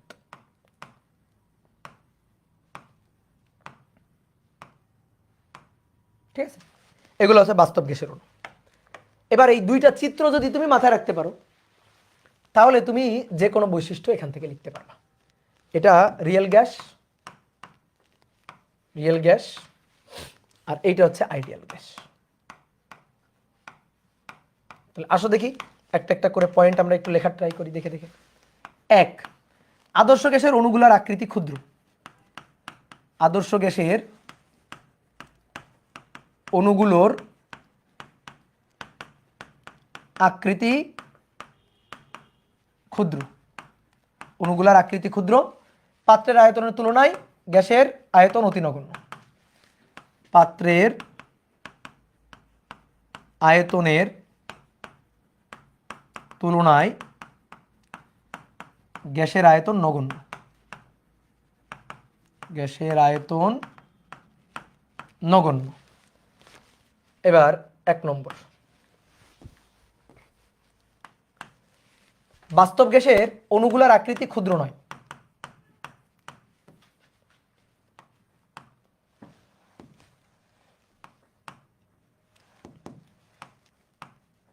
এক একটি গ্যাসের অণুর আকৃতি এক এক রকম, এক একটি গ্যাসের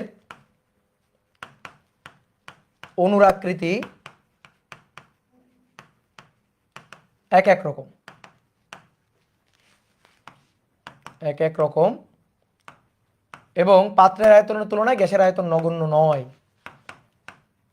পাত্রের আয়তনের তুলনায় গ্যাসের আয়তন নগণ্য নয়। ঠিক আছে, এবার দুই নম্বর বৈশিষ্ট্য দেখো, সবকিছু আসবে কিন্তু ঘুরে ফিরে ওই আগে যা আলোচনা করছি ওইখান থেকে। আচ্ছা, অণুগুলার আকৃতি ক্ষুদ্র, অণুগুলার আকৃতি যদি ক্ষুদ্র হয় তাহলে দেখো একটা অণু থেকে আরেকটা অণুর দূরত্ব অনেক বেশি, একটা অণু থেকে আরেকটা অণুর দূরত্ব তুলনামূলকভাবে বেশি। কার তুলনায়? এর তুলনায়। দেখো এর একটা অণু থেকে আরেকটা অণুর দূরত্ব এর একটা অণু থেকে আরেকটা অণুর দূরত্বের তুলনায় কম, তাহলে আন্তঃআণবিক দূরত্ব বেশি, অণুগুলার মধ্যে আন্তঃআণবিক দূরত্বটা বেশি। দেখো পরপর লিখতেছি, আন্তঃআণবিক দূরত্ব বেশি হওয়ার কারণে একটা অণু থেকে আরেকটা অণু দূরে অবস্থান করার কারণে একটা অণু আরেকটা অণুকে আকর্ষণ বিকর্ষণ করে না, আন্তঃআণবিক আকর্ষণ বিকর্ষণ নাই বললেই চলে। তাহলে আন্তঃআণবিক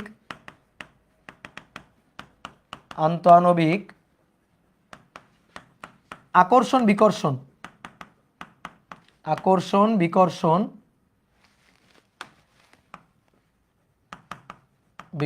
বল নাই বললেই চলে,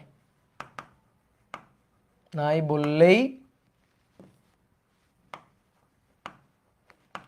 চলে।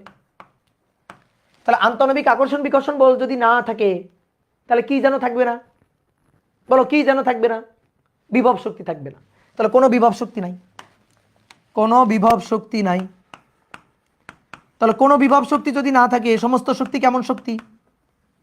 কোনো বিভব শক্তি নাই। তাহলে কোনো বিভব শক্তি নাই, সমস্ত শক্তি গতিশক্তি। 5 নম্বর। তাহলে আদর্শ গ্যাসের সমস্ত শক্তি গতিশক্তি। আচ্ছা, সমস্ত শক্তি যদি গতিশক্তি হয় তাহলে সংঘর্ষের আগে অণুগুলো তো ছোটাছুটি করবে, সংঘর্ষ হবে, তো সংঘর্ষের আগের গতিশক্তি পরের গতিশক্তি সেম হবে। তো সংঘর্ষের আগের গতিশক্তি পরের গতিশক্তি যদি সেম হয় তাহলে তো সংঘর্ষ স্থিতিস্থাপক, সংঘর্ষে গতিশক্তি সংরক্ষণশীল থাকলো। তাহলে সংঘর্ষগুলো হবে, অণুগুলোর মধ্যে যে সংঘর্ষ সেই সংঘর্ষগুলো হবে স্থিতিস্থাপক সংঘর্ষ, সংঘর্ষগুলো হবে স্থিতিস্থাপক সংঘর্ষ। কি কথা কি বুঝলা? সংঘর্ষগুলো কেমন সংঘর্ষ হবে? স্থিতিস্থাপক সংঘর্ষ হবে। এবার সেম একইভাবে এখানে পয়েন্টগুলো লিখে ফেলি। দেখো এগুলো কিন্তু সব সিকোয়েন্স অনুযায়ী আসতেছে, কোনো কিছু মুখস্থ করার না। আসো এখান থেকে যদি দেখে বলি, এক একটি গ্যাসের অণুর আকৃতি এক এক রকম এবং পাত্রের আয়তনের তুলনায় গ্যাসের আয়তন অতি নগণ্য, অতি নগণ্য নয়। তাহলে যদি নগণ্য না হয় তাহলে দেখো আন্তঃনবিক ফাঁকা স্থান কম, তাহলে আন্তঃনবিক ফাঁকা স্থান কম। তাহলে 2 নম্বর বৈশিষ্ট্য, এখানে যেমন আন্তঃনবিক দূরত্ব বেশি, এখানে আন্তঃনবিক ফাঁকা স্থান কম। আন্তঃনবিক ফাঁকা স্থান কম, আন্তঃনবিক দূরত্ব কম। যেহেতু আন্তঃনবিক দূরত্ব কম তাহলে অণুগুলোর মধ্যে পারস্পরিক আকর্ষণ বিকর্ষণ বল আছে। তাহলে অণুগুলোর মধ্যে আন্তঃনবিক আকর্ষণ বিকর্ষণ বল আছে, আকর্ষণ বিকর্ষণ বল আছে। যেহেতু আন্তঃনবিক আকর্ষণ বিকর্ষণ বল আছে, এই বলের বিরুদ্ধে কাজ করলে বিভব শক্তি জমা হবে। তাহলে এখানে বিভব শক্তি আছে, তাহলে বাস্তব গ্যাসের বিভব শক্তি আছে, বাস্তব গ্যাসের স্থিতি শক্তি বা বিভব শক্তি বিদ্যমান, বিভব শক্তি আছে। সমস্ত শক্তি গতিশক্তি নয়। এর যেমন ছিল সমস্ত শক্তি গতিশক্তি, তাহলে এর কি? সমস্ত শক্তি গতিশক্তি নয়, সমস্ত শক্তি গতিশক্তি নয়। আচ্ছা, সমস্ত শক্তি যদি গতিশক্তি না হয় তাহলে সংঘর্ষের আগের গতিশক্তি পরের গতিশক্তি সমান নাও থাকতে পারে। তাহলে সমান না থাকলে সংঘর্ষ কেমন হবে? সংঘর্ষ হবে অস্থিতিস্থাপক সংঘর্ষ। তাহলে 6 নম্বর, সংঘর্ষগুলো অস্থিতিস্থাপক সংঘর্ষ বাস্তব গ্যাসের ক্ষেত্রে, অস্থিতিস্থাপক সংঘর্ষ। এবার আসো আর 2টা পয়েন্ট, আর 2টা ছোট্ট পয়েন্ট। পয়েন্ট নম্বর 7, আদর্শ গ্যাসকে পরম শূন্য তাপমাত্রায় নেওয়া যায়। আদর্শ গ্যাসকে পরম শূন্য তাপমাত্রায় নেওয়া যায়। পরম শূন্য তাপমাত্রা তো জানো, পরম শূন্য তাপমাত্রায় নেওয়া যায়, থিওরিটিক্যালি নেওয়া সম্ভব। ঠিক আছে? আদর্শ গ্যাস, ভাই আদর্শ গ্যাস তো একটা কনসেপ্ট, এ তো খাতা কলমে সীমাবদ্ধ, বাস্তবে তো আইডিয়াল গ্যাস নেই, বাস্তবে তো রিয়েল গ্যাস। তাহলে আমরা থিওরিটিক্যালি মনে করো যে ওই যে বলে না স্বপ্নের গরু তো আকাশে ওড়ে, তাই না? কল্পনার গরু তো আকাশে উড়বে, তো এরকম আর কি, যে আদর্শ গ্যাস তাকে তো আমি পরম শূন্য তাপমাত্রায় নিতেই পারবো। যে তাপমাত্রা পর্যন্ত গ্যাসকে নিচে নামানো যায়, গ্যাসের সর্বনিম্ন তাপমাত্রা, যে তাপমাত্রায় গ্যাসের আয়তন তাত্ত্বিকভাবে মানে কি থিওরিটিক্যালি শূন্য হয়, সেটাই পরম শূন্য তাপমাত্রা। ওই যে -273 ডিগ্রি সেলসিয়াস, -273 ডিগ্রি সেলসিয়াস বা 0 কেলভিন তাপমাত্রা। ঠিক আছে, কথা বুঝছো?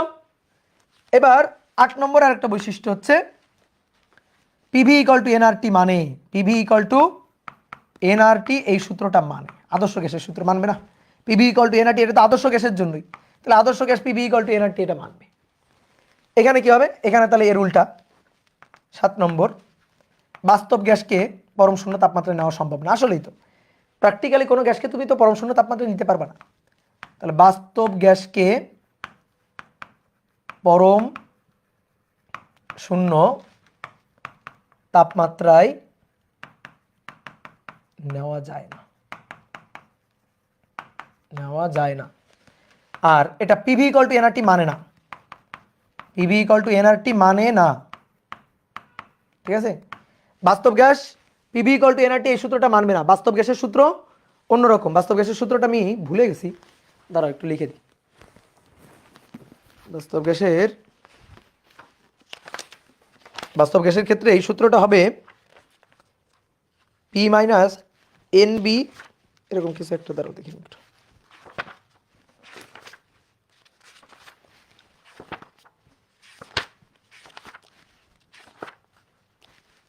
হ্যাঁ, P plus A N square divided by V square,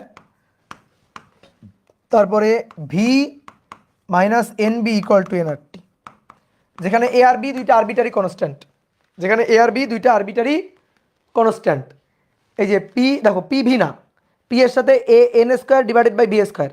তোমরা কেমিস্ট্রিতে মনে হয় পড়ছো এটা, ওই যে ভ্যান্ডার ওয়ালস সমীকরণ, ঠিক আছে। A N square by V square আর ভি মাইনাস এন বি, এটা ইকুয়াল টু হচ্ছে এনআরটি। এইটা হচ্ছে বাস্তব গ্যাসের ক্ষেত্রে সূত্র প্রযোজ্য। কিন্তু আমরা আইডিয়াল গ্যাস ধরে আমরা পিভি ইকুয়াল টু এনআরটি লিখি। এইবার শোনো, এই যে বৈশিষ্ট্যগুলো আমরা লিখলাম, এগুলো একটাও কিন্তু মুখস্থ করে লিখি নাই আমি, সব কিন্তু সিকোয়েন্স অনুযায়ী আসে। তাহলে তোমাকে 2 মার্কের কোশ্চেন, ধরো 2 মার্কের কি কোশ্চেন করছে, আদর্শ গ্যাসের অণুগুলার মধ্যে সংঘর্ষগুলা কেন স্থিতিস্থাপক সংঘর্ষ। তাহলে তুমি শুরু করবে একেবারে শুরু থেকে, 1 নম্বর থেকে শুরু করবা। ওই যে ছোটবেলায় কুমিরের রচনা পড়ো নাই? কুমিরের রচনা কি, যে কুমির নদীতে থাকে আর কুমির দেখতে কেমন, খাঁচকাটা। তো তোমার এখন যাই আসুক, তোমার এখন কুমিরের রচনা লিখতে হবে। তোমার যাই আসুক, যে কোশ্চেনই আসুক, 2 মার্কের কোশ্চেন এই রিলেটেড, তোমার এখন কুমিরের রচনা লিখতে হবে। যেমন ধরো তোমাকে বললো যে সংঘর্ষগুলো হবে স্থিতিস্থাপক আদর্শ গ্যাসের ক্ষেত্রে, এটা ব্যাখ্যা করো। তাহলে তুমি এই যে প্রথম থেকে শুরু করবা। কুমিরের রচনা জানো না? ধরো কুমিরের রচনা তুমি পড়ে গেছো কুমিরের রচনা, যে নদীতে কুমির থাকে, কুমির দেখতে কেমন, খাঁচকাটা।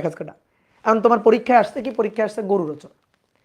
তা তুমি এখন গরু রচনা আসছে, কিন্তু তুমি তো গরু রচনা পড়ে যাও নাই, তাহলে কুমিরের রচনা পড়ে গেছো, তাহলে কি লিখবা? লিখবা গরু নদীর পাড়ে ঘাস খাচ্ছিল, নদীতে থাকে কুমির, আর কুমির দেখতে কেমন, খাঁচকাটা। শুরু করে দিলা। বুঝতে পারছো? ধরো তোমার রচনা আসছে হচ্ছে আমাদের স্কুল রচনা, তাহলে আমাদের স্কুল রচনা আসলে তুমি কি লিখবা? যে আমাদের স্কুলটা নদীর পাড়ে অবস্থিত, নদীতে থাকে কুমির, তারপরে শুরু করে দাও কুমির খাঁচকাটা। বুঝলা? যে রচনাই বলো কি রচনা আসবে, সেই রচনাই হয়ে যাবে খাঁচকাটা। তো সেরকম আর কি, যে আদর্শ গ্যাসের অণুগুলার মধ্যে সংঘর্ষ কেন স্থিতিস্থাপক সংঘর্ষ, শুরু করবা প্রথম থেকে। যে আদর্শ গ্যাসের অণুগুলার আকৃতি ক্ষুদ্র, পাত্রের আয়তনের তুলনায় অণুর আয়তন অতি নগণ্য, এই কারণে অণুগুলা পরস্পর থেকে আন্তঃআণবিক বেশি দূরত্ব অবস্থান করে। আন্তঃআণবিক বেশি দূরত্ব অবস্থান করার কারণে এদের মধ্যে আন্তঃআণবিক আকর্ষণ বিকর্ষণ বল নেই। যেহেতু আন্তঃআণবিক আকর্ষণ বিকর্ষণ বল নেই, সমস্ত শক্তি গতিশক্তি, কোনো বিভব শক্তি নাই, তাহলে সমস্ত শক্তি গতিশক্তি, সংঘর্ষের আগে গতিশক্তি, পরে গতিশক্তি সমান সমান থাকবে, গতিশক্তি সংরক্ষণশীল থাকবে। সুতরাং আদর্শ গ্যাসের ক্ষেত্রে সংঘর্ষগুলো স্থিতিস্থাপক সংঘর্ষ। এবার যদি তোমাকে জিজ্ঞেস করে বাস্তব গ্যাসের ক্ষেত্রে সংঘর্ষগুলো কেন অস্থিতিস্থাপক সংঘর্ষ, ব্যাখ্যা করবা যে বাস্তব গ্যাসের অণুগুলার আকৃতি ক্ষুদ্র নয়, পাত্রের আয়তনের তুলনায় গ্যাসের আয়তন অতি নগণ্য নয়, অণুগুলার মধ্যে আন্তঃআণবিক ফাঁকা স্থান খুবই কম, আন্তঃআণবিক ফাঁকা স্থান কম থাকার কারণে আন্তঃআণবিক আকর্ষণ বিকর্ষণ বল বিদ্যমান, অণুগুলার মধ্যে ইন্টারমলিকুলার ফোর্স আছে। তাহলে আন্তঃআণবিক আকর্ষণ বিকর্ষণ বল এটা যদি থাকে, তাহলে অবশ্যই সমস্ত শক্তি বিভব শক্তি, সমস্ত শক্তি গতিশক্তি হবে না, এর বিভব শক্তি আছে। তাহলে সংঘর্ষের আগে গতিশক্তি পরের গতিশক্তি সমান সমান হবে না, গতিশক্তি সংরক্ষণশীল থাকবে না, আর গতিশক্তি যদি সংরক্ষণশীল না থাকে তাহলে সেটা হচ্ছে অস্থিতিস্থাপক সংঘর্ষ। কি কথা বুঝছো? তোমাদের কোশ্চেন করবে যে কোন শর্তে বাস্তব গ্যাস আদর্শ গ্যাসের মতো আচরণ করবে, কোন শর্তে বাস্তব গ্যাস আদর্শ গ্যাসের মতো আচরণ করবে, বাস্তব গ্যাস কোন শর্তে আদর্শ গ্যাসের মতো আচরণ করবে। কি করতে হবে? এই চিত্রটা মাথায় রাখো, এই চিত্রটাকে এই চিত্রের মতো বানাইতে হবে। এখানে দেখো অণুগুলার মধ্যে আন্তঃআণবিক ফাঁকা স্থান বেশি, দূরত্ব বেশি, এখানে অণুগুলার মধ্যে আন্তঃআণবিক ফাঁকা স্থান কম। তাহলে আমি যদি এই গ্যাসের অণুগুলার মধ্যে, বাস্তব গ্যাসের অণুগুলার মধ্যে আন্তঃআণবিক ফাঁকা স্থান বাড়াই দিতে পারি, তাহলে সেটা আদর্শ গ্যাসের নিয়ে আচরণ করবে। তাহলে কিভাবে এটা বাড়ানো যায়? আমি ফাঁকা স্থান বাড়াবো, এটা কিভাবে বাড়ানো যায়? এটাকে তাপ দাও, তাপমাত্রা বাড়াও, তাপমাত্রা বাড়াইলে অণুগুলা দূরে দূরে সরে যাবে। চাপ কমাই দাও, চাপ কমাই দিলে, চাপ বেশি দিলে অণুগুলা কম্প্রেসড হয়ে কাছাকাছি চলে আসবে। তাহলে তুমি যদি চাপ কমাই দাও, ঠিক আছে, তাহলে অণুগুলা চাপ বাড়াই দিলে অণুগুলা কম্প্রেসড হয়ে পরস্পরের কাছাকাছি চলে আসবে। আর চাপ যদি কমাই দাও তাহলে অণুগুলা দূরে দূরে সরে যাবে। তাপমাত্রা বাড়াইলে দূরে দূরে সরে যাবে, তাহলে তখন এই চিত্র হবে না, অণুগুলা তখন দূরে দূরে সরে যাবে। যখন অণুগুলা দূরে দূরে সরে যাবে তখন অণুগুলোর মধ্যে আন্তঃনবিক ফাঁকা স্থান বেশি হয়ে যাবে এটার মতো। তাহলে এটা কোন শর্তে হবে? উচ্চ তাপমাত্রা ও নিম্ন চাপে হবে, চাপ কমাই দিতে হবে। ঠিক আছে, তাহলে কোন শর্তে বাস্তব গ্যাস আদর্শ গ্যাসের ন্যায় আচরণ করে? এই শর্তে। তাহলে আমরা 2 মার্কের কোশ্চেন আসলে কিভাবে লিখবো? আমরা লিখবো উচ্চ তাপমাত্রা এবং নিম্ন চাপে বাস্তব গ্যাস আদর্শ গ্যাসের মতো আচরণ করে। কেন? কারণ উচ্চ তাপমাত্রা ও নিম্ন চাপে অণুগুলা, বাস্তব গ্যাসের অণুগুলা পরস্পর থেকে অনেক দূরে সরে যায়। তো পরস্পর থেকে অনেক দূরে সরে গেলে আন্তঃনবিক দূরত্ব বেশি হয়। আন্তঃনবিক দূরত্ব বেশি হলে আন্তঃনবিক আকর্ষণ বিকর্ষণ বল কমে যায়, নাই বললেই চলে। যখন আন্তঃনবিক আকর্ষণ বিকর্ষণ বল নাই বললেই চলে, তখন তো কোনো বিভব শক্তি থাকবে না, সমস্ত শক্তি গতিশক্তি সংঘর্ষগুলো হবে স্থিতিস্থাপক সংঘর্ষ। এই যে পরপর বৈশিষ্ট্যগুলো লিখবা। এবার এই বৈশিষ্ট্যগুলা কার বৈশিষ্ট্য? আদর্শ গ্যাসের বৈশিষ্ট্য। তাহলে বাস্তব গ্যাস এই শর্ত আরোপ করলে সে আদর্শ গ্যাসের বৈশিষ্ট্যগুলো লাভ করে।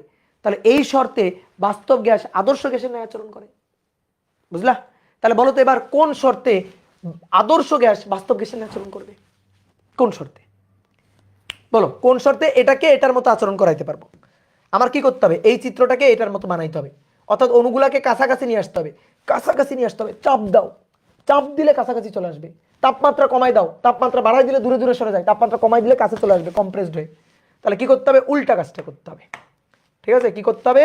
উল্টা কাজটা করতে হবে। তাহলে উচ্চ তাপমাত্রার জায়গায় হইতে হবে নিম্ন তাপমাত্রা। তাহলে নিম্ন তাপমাত্রা আর উচ্চ চাপ। তাহলে 2 মার্কের কোশ্চেন আসে, আমরা লিখব যে নিম্ন তাপমাত্রা এবং উচ্চ চাপে আদর্শ গ্যাস বাস্তব গ্যাসের ন্যায় আচরণ করে। কারণ নিম্ন তাপমাত্রা ও উচ্চ চাপে গ্যাসের অণুগুলা পরস্পরের কাছাকাছি চলে আসে। যখন অণুগুলা পরস্পরের কাছাকাছি চলে আসবে তখন আন্তঃনবিক ফাঁকা স্থান বা আন্তঃনবিক দূরত্ব কমে যাবে। ফলে অণুগুলোর মধ্যে আন্তঃনবিক আকর্ষণ বিকর্ষণ বল বিদ্যমান থাকবে। যদি আন্তঃনবিক আকর্ষণ বিকর্ষণ বল বিদ্যমান থাকে তাহলে সমস্ত শক্তি গতিশক্তি হবে না, বিভব শক্তি থাকবে, সংঘর্ষগুলা অস্থিতিস্থাপক সংঘর্ষ হবে। তো এই বৈশিষ্ট্যগুলা কার বৈশিষ্ট্য? বাস্তব গ্যাসের বৈশিষ্ট্য। তাহলে এই শর্ত আরোপ করলে আদর্শ গ্যাস বাস্তব গ্যাসের বৈশিষ্ট্যগুলো অর্জন করে। সুতরাং আদর্শ গ্যাস এই শর্তে বাস্তব গ্যাসের ন্যায় আচরণ করে। তো এটাই হচ্ছে কথা। তাহলে দেখো যে কোনো কোশ্চেনের মানে অ্যান্সার দিতে গেলে আমরা এই পৃষ্ঠায় চলে আসবো। এখান থেকে তুমি এমসিকিউ এর অ্যান্সার দিতে পারবা এবং 2 মার্কের কোশ্চেনের অ্যান্সার দিতে পারবা। কি কথা বুঝছো? ক্লিয়ার? এইবার আসো আমরা আদর্শ গ্যাসের ক্ষেত্রে গ্যাসের অণুর বেগের হিসাব নিকাশটা করব। তাহলে আসো এবার লিখো। আমরা এই যে গ্যাসের গতিতত্ত্বের যে স্বীকার্য পড়লাম না, এবার এই স্বীকার্যগুলোকে কাজে লাগিয়ে আমরা গ্যাসের বেগ গতিশক্তি এগুলার হিসাব করব। তাহলে আদর্শ গ্যাসের বেগের হিসাব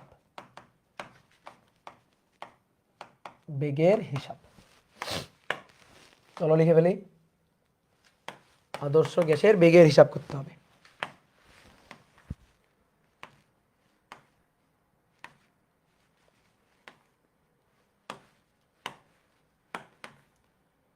মনে করো একটা পাত্র, এই পাত্রে একটা আদর্শ গ্যাস রাখা আছে। আদর্শ গ্যাসের অণুগুলা ছুটে বেড়াচ্ছে, বিক্ষিপ্তভাবে এই পাত্রের মধ্যে ছুটে বেড়াচ্ছে। এই একটা অণু যার বেগ C1, এই একটা অণু যার বেগ C2, একটা অণু যার বেগ C3, একটা অণু যার বেগ C4,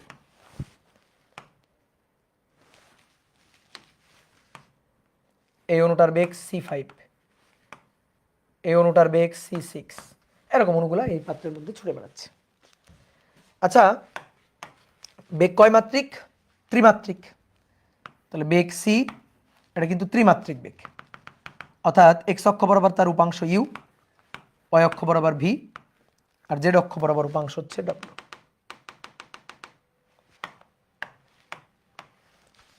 এক্স অক্ষ বরাবর ইউ, ওয়াই অক্ষ বরাবর ভি, আর জেড অক্ষ বরাবর হচ্ছে ডব্লিউ।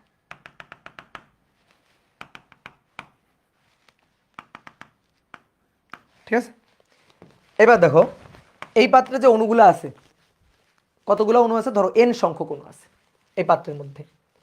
তাহলে অণু আছে এন সংখ্যক অণু।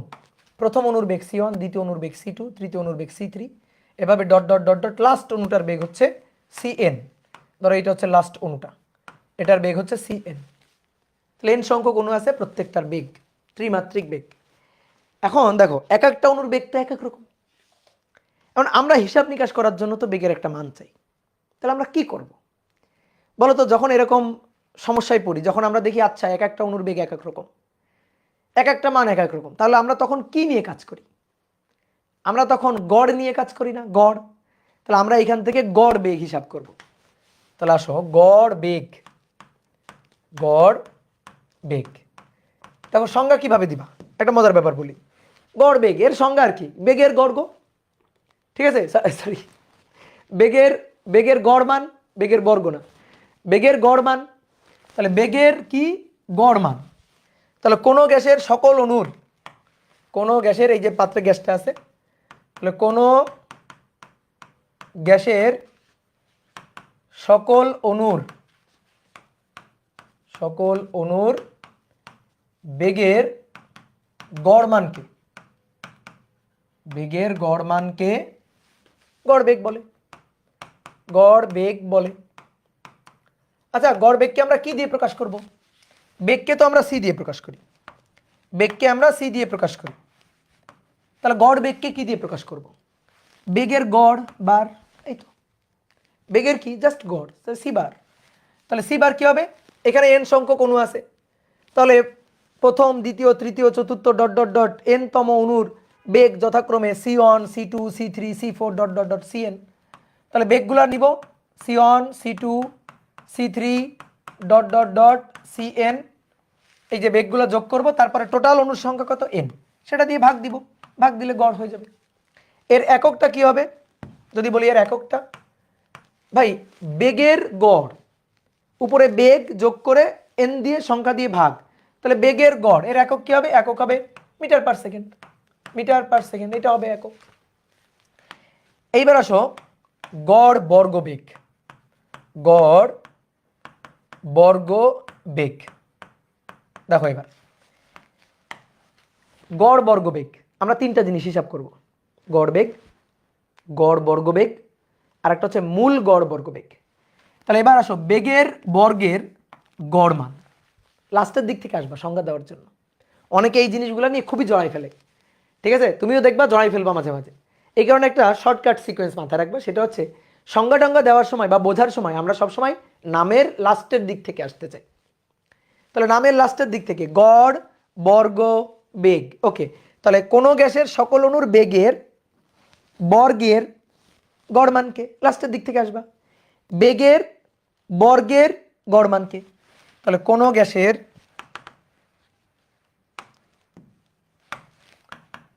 কোনো গ্যাসের সকল অণুর বেগের, বেগের বর্গের, বেগের বর্গের গড় মানকে, গড় মানকে গড় বর্গ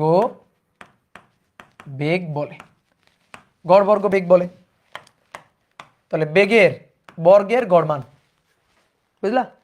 বেগের বর্গের গড় মান, ঠিক আছে? তাহলে এবার যদি আমি তোমাকে সূত্রটা লিখতে বলি, কি লিখবা? কিভাবে লিখবা? কি করতে হবে ভাই? বেগের প্রথমে বর্গ করতে হবে। তাহলে প্রথম অণুর বেগ কত? C1, তার বর্গ C1 এর স্কয়ার। দ্বিতীয় অণুর বেগ C2, তার বর্গ C2 স্কয়ার। তৃতীয় অণুর বেগ C3, তার বর্গ C3 স্কয়ার। এবার সবগুলো বেগকে বর্গ করে যোগ করো, যোগ করে ভাগ দাও। কত দিয়ে ভাগ দাও? n দিয়ে ভাগ দাও। কত দিয়ে ভাগ দাও? n দিয়ে ভাগ দাও। এই তো হয়ে গেল। বলো তো এবার এককটা কি হবে দেখি? একক, এককটা কি হবে? বেগে দেখো বেগের বর্গ, তাকে সংখ্যা দিয়ে ভাগ দিচ্ছ, তাহলে বেগের বর্গ অর্থাৎ metre per second square, sorry metre per second তার স্কয়ার। তাহলে কি হবে? Metre square per second square, এটা হবে।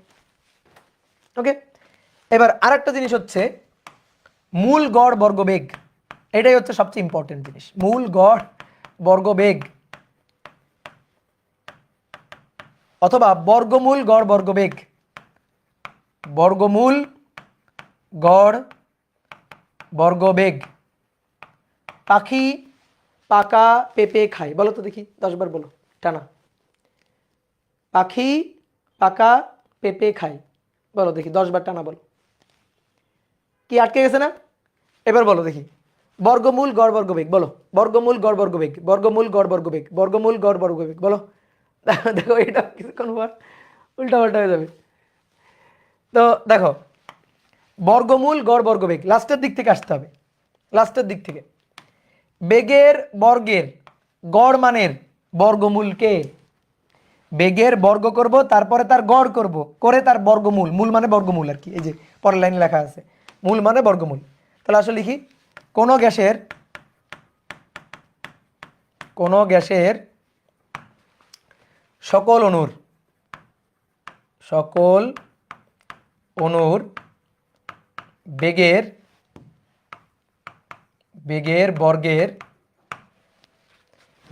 বর্গের গড় মানের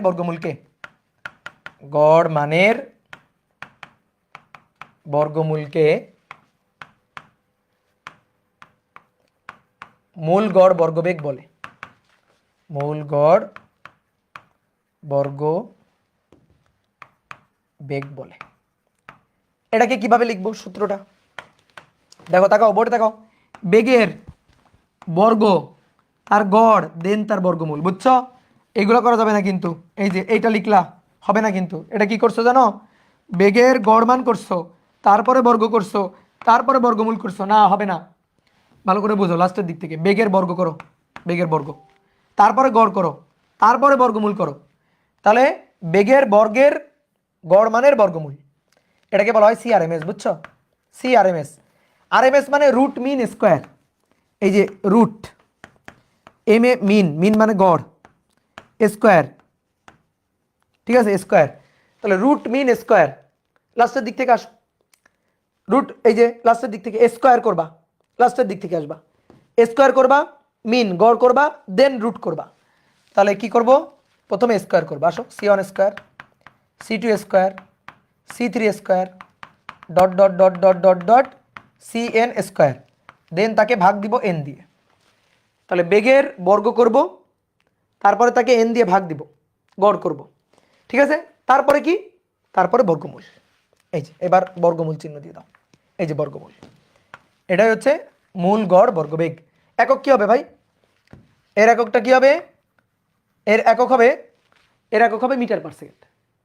দেখো বেগের বর্গ করো, তাহলে metre square per second square, তার আবার বর্গমূল করো, তার আবার বর্গমূল করলে কি মিটার পার সেকেন্ড, তাহলে এর এককটা হবে মিটার পার সেকেন্ড। বুঝতে পারছো? সিআরএমএস।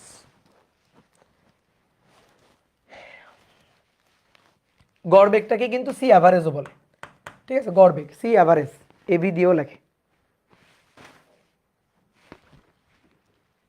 কি ক্লিয়ার? বোঝা গেছে? এবার কথা হচ্ছে ভাই, গড় বেগ দিয়ে যদি কাজ হয়ে যায়, তাহলে গড় বর্গ বেগ, মূল গড় বর্গ বেগ এগুলা কেন? এই তো এটাই একটা কোশ্চেন। দেখো মনে করো একটা দেওয়াল,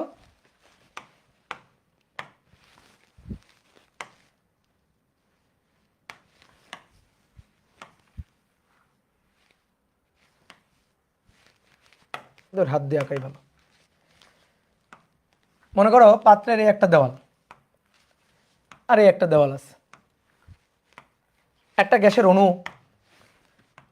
গ্যাসের অণু ধরো, সেটা গিয়ে এই দেওয়ালে দিয়ে ধাক্কা লাগলো। কত বেগে ধাক্কা লাগলো? 2 মিটার পার সেকেন্ড বেগে ধাক্কা লাগলো। 2 মিটার পার সেকেন্ড বেগে ধাক্কা লাগার পরে অণুটা আবার ধরো এই দিক বরাবর ফিরে আসলো 2 মিটার পার সেকেন্ড বেগে, ঠিক আছে। বা ধরো দুইটা অণু, ঠিক আছে, দুইটা অণু ধরো, একটা অণু ওইদিকে যাচ্ছে 2 মিটার পার সেকেন্ড বেগে,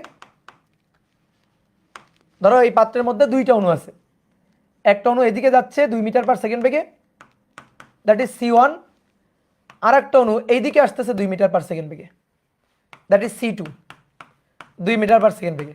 আমি যদি তোমারে বলি এদের গড় বের করো তো, এদের গড় মান বের করো তো, তাহলে সি অ্যাভারেজ দুইটা না, তাহলে সি অ্যাভারেজ, তাহলে C1 plus C2 divided by 2 বেগের গড়। তাহলে C1 এর মান 2, C2 এর মান -2। কেন? এই দিকটাকে যদি আমরা পজিটিভ চিন্তা করি, তাহলে এই দিকটা নেগেটিভ, বেগ হচ্ছে ভেক্টর রাশি, তাহলে এটা যদি পজিটিভ হয় তাহলে এইটা হচ্ছে নেগেটিভ, তাহলে এটা প্লাস, এটা নেগেটিভ, 2 দিয়ে ভাগ করলাম, তাহলে কত হইলো? 0 হইলো। এটাই হচ্ছে সমস্যা, গড়ের সমস্যা হচ্ছে এটা। তুমি ধরো গড় হিসাব করতে যাইতেছো, তো গড় হিসাব করে তুমি কি পাইলা? তুমি তো শূন্য পাইলা ভাই। গড় হিসাব করে পাইলা কত? শূন্য। আমি গড় বেগ চাইতেছি, এখানে তো এই অণুটার বেগ ছিল, এই অণুটার বেগ ছিল, দুইটা অণুরই বেগ ছিল, তাহলে গড়ের মান তো আমার শূন্য পাওয়ার কথা না, আমি তো গড় একটা বেগের মান পাওয়ার কথা। তাহলে এই ক্ষেত্রে হিসাবটা বলো তো কেমন হওয়া উচিত? এই ক্ষেত্রে হিসাবটা কেমন হওয়া উচিত? যে ভাই আপনি ওই চিহ্ন টিহ্ন বাদ দেন, বেগের মান কত 2, বেগের মান কত 2 নেন, যোগ করেন, যোগ করে এবার গড় করেন, এবার 2 দিয়ে ভাগ দেন। তাহলে শুধু মান নিয়ে হিসাব করলে কিন্তু আমি বেগের গড় মানটা পাইতাম। তো এই কাজটা করার জন্যই মূল গড় বর্গবেগটা হিসাব করা হয়েছে, যে গড় নিলেই সমস্যা। কিন্তু আমি যদি মূল গড় বর্গবেগ নিতাম তাহলে কিন্তু এই সমস্যাটা হইতো না, যদি মূল গড় বর্গবেগ নিতাম। দেখো এটা হচ্ছে গড় মান, গড়, এই যে গড় বেগ, তাহলে গড় বেগে একটা সমস্যা আমরা বুঝতে পারতেছি, যে গড় বেগে একটা সমস্যা আছে, যে এইটা একটা সমস্যা। এখন তোমার বলা হইলো যে এই গড় বেগে তো সমস্যা, গড় বেগ করিও না, তুমি গড় বর্গবেগ করো। তো তুমি তাই করলে, আচ্ছা ঠিক আছে, গড় বর্গবেগ, গড় বর্গবেগ করো। তাহলে বেগের বেগের বর্গের গড়, বেগের বর্গের দেন গড়, তাহলে c1 square c2 square divided by 2, তাহলে c1 2 square minus 2 square divided by 2, তাহলে উপরে 2 এর বর্গ 4, নিচে 2 এর বর্গ, উপরে 2 এর বর্গ 4 ভাগ 2, তাহলে 4 আর 4 8 ভাগ 2, 8 ভাগ 2 কত 4। এবার একক কি হলো? একক হলো metre square per second square. কিন্তু আমি তো ভাই মিটার পার সেকেন্ড চাই, আমি তো বেগ চাই, আমি ভাই বেগ চাই, আমি বেগ চাই, বুঝলা? এটা তো বেগের বর্গ, তাহলে কি করলে বেগ পাওয়া যাবে বলো, কি করলে বেগ পাওয়া যাবে? এইটারে এই যে বেগের বর্গ করলাম দেন গড় করলাম, কিন্তু এটা তো আমি চাই না, আমি তো চাই বেগের মানটা। তাহলে এরা যদি রুট করি তাহলেই তো আমি ফিরে পাবো। তাহলে বেগের বর্গ তারপরে গড়, বর্গ করে গড় করলেই মাইনাসটা আর আসে না, মানে এই শূন্যটা আর আসে না। যদি আমি বর্গ করি 2 এর বর্গ 4 মাইনাস 2 এর বর্গ 4, তাহলে বর্গ করে গড় করলে এই ঝামেলাগুলা সলভ হয়ে যায়। তাহলে আমরা বর্গ করে গড় করব, কিন্তু বর্গ করে গড় মান এটা তো আমি চাই না, আমি তো বর্গের গড় চাই না, আমি তো বেগের মান চাই। তাহলে ওকে পাপ করছি, এবার পাপ খণ্ডন করো, বর্গমূল করে দাও, ঠিক আছে, এই যে বর্গমূল করে দিলাম। তাহলে এটাই হচ্ছে সিআরএমএস, সিআরএমএস। তাহলে সিআরএমএস হচ্ছে রুট ওভার এই যে c1 square c2 square divided by 2। তাহলে c1 স্কয়ারের মান 2 square c2 square minus 2 square divided by 2 তার রুট। তাহলে দেখো 4 যোগ 4 ভাগ 2 তার রুট, তাহলে 8 ভাগ 2, তাহলে 8 ভাগ 2 মানে 4 তার রুট করলে 2, তাহলে এই যে 2 মিটার পার সেকেন্ড, এককটা কি মিটার পার সেকেন্ড, এই যে বেগটা ফেরত আসছে। তো এই কারণে আমরা এই কাজটা করি। দেখো এরকম রুট মিন স্কয়ার মান অনেক জায়গায় হিসাব করতে হয়, বিশেষ করে এসি কারেন্টের জন্য, AC current, AC voltage, AC current, AC current অথবা এসি ভোল্টেজ, এই এসি ভোল্টেজ এগুলার জন্য সবসময় আরএমএস মান বের করতে হয়। কেন? তোমার আমি একটা এসি ভোল্টেজ দেখাই, একটা এসি ভোল্টেজ দেখাই।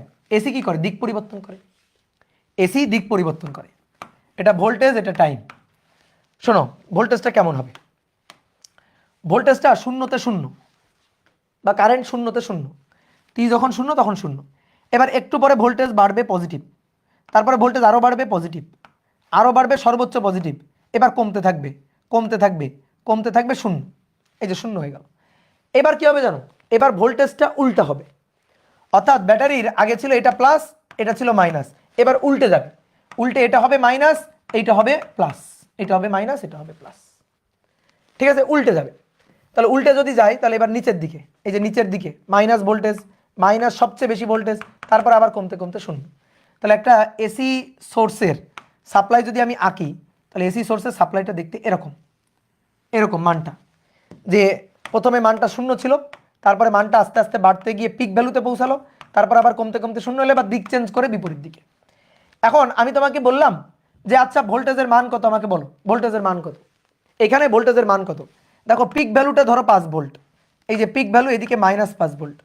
আমি তোমাকে জিজ্ঞেস করলাম ভোল্টেজের মান কত, আর তুমি আমাকে বলবা ভাই এটা তো এসি ভোল্টেজ, এসি ভোল্টেজ দিক পরিবর্তন করতেছে এবং এক এক সময় মান এক এক রকম। আমি আপনাকে পিক ভ্যালুটা বলতে পারি, শীর্ষ মানটা বলতে পারি। শীর্ষ মানটা কত? শীর্ষ মানটা হচ্ছে 5। তাই আমি বললাম না আচ্ছা সবসময় কি শীর্ষ মান ছিল? তুমি বললাম ভাই না, সবসময় শীর্ষ মান ছিল না, শীর্ষ মান শুধু এই একটা পয়েন্টে আর এই একটা পয়েন্টে, এই যে শীর্ষ মান, ঠিক আছে, পজিটিভ পিক নেগেটিভ পিক, কিন্তু এছাড়া বাদবাকি সময় শীর্ষ মান থেকে কম ছিল, কখনো শূন্য ছিল, এই পয়েন্টে মান শূন্য, এই পয়েন্টে মান শূন্য ছিল। তা আমি বললাম আচ্ছা আমরা যখন হিসাব নিকাশ করব, ধরো পাওয়ারের হিসাব নিকাশ করব যে P equal to I square R, তার আয়ের মান বা ভি এর মান আমরা কোনটা বসাবো। এই যে তখন আমরা সমস্যায় পড়ে গেলাম যে আমরা কোনটা বসাবো। তো তখন কেউ কেউ বললো যে ভাই একটা কাজ করি আমরা গড় মান বসাই। তো গড় মান বসাইলে যদি গড় আমরা হিসাব করি, একটা পূর্ণ চক্রের গড় হিসাব করি, তাহলে ভাই শূন্য আসে। কেমনে? এ দেখো এইটুকু যতটুকু পজিটিভ মান, এই পোর্শনে নেগেটিভ হাফ সাইকেলে ততটুকু নেগেটিভ মান। একটা পূর্ণ সাইকেল, তার positive half cycle, negative half cycle, half cycle, half cycle. তাহলে এই হাফ সাইকেলে মানটা পজিটিভ, দেখো ক্ষেত্রফলটা উপরে পজিটিভ, আর এই নেগেটিভ হাফ সাইকেলে মান কি নেগেটিভ। এবার সব তুমি যদি যোগ করো, যোগ করে তুমি যদি গড় করো, তুমি তো শূন্য পাবা। তাহলে তো কারেন্টই যায় নাই, তাহলে তো কারেন্টই যায় নাই, তাহলে তো কোনো ভোল্টেজই নাই। তাহলে আমরা এটা করব বলো তো? এই যে আমরা যদি এইটা আর এইটা যোগ করে দিয়ে গড় হিসাব করি, যে গড় মান, গড় কারেন্ট ধরো আই বার, অথবা গড় ভোল্টেজ, ঠিক আছে, এগুলো যদি আমরা হিসাব করি আই বা ভি, আই অথবা ধরো ভি, ভি বার, এগুলো যদি আমরা কোনোটা হিসাব করি তো ভাই জিরো পাবো। তাহলে এই কারণে আমরা কি করি জানো, এই ক্ষেত্রে আমরা বর্গ করি। বর্গ করলে সুবিধাটা কি দেখো, যদি বর্গ করা হয়, এইটারে বর্গ করো ভাই, এটারে বর্গ করলে পজিটিভ, এই যে পজিটিভ বর্গ করলাম, বর্গ করলে পজিটিভ। এটা নেগেটিভ ছিল, এটারও বর্গ করো, এটারও বর্গ করলাম, বর্গ করলে এটাও হইল পজিটিভ, দুইটাই পজিটিভ মান আসলো। এবার এই দুইটারে যোগ করো, যোগ করে এই দুইটার বর্গের গড় বের করো। তুমি বলো এই দুইটার বর্গের গড়, বর্গের গড় যদি আমরা বের করি তাহলে কি এবার জিরো আসবে?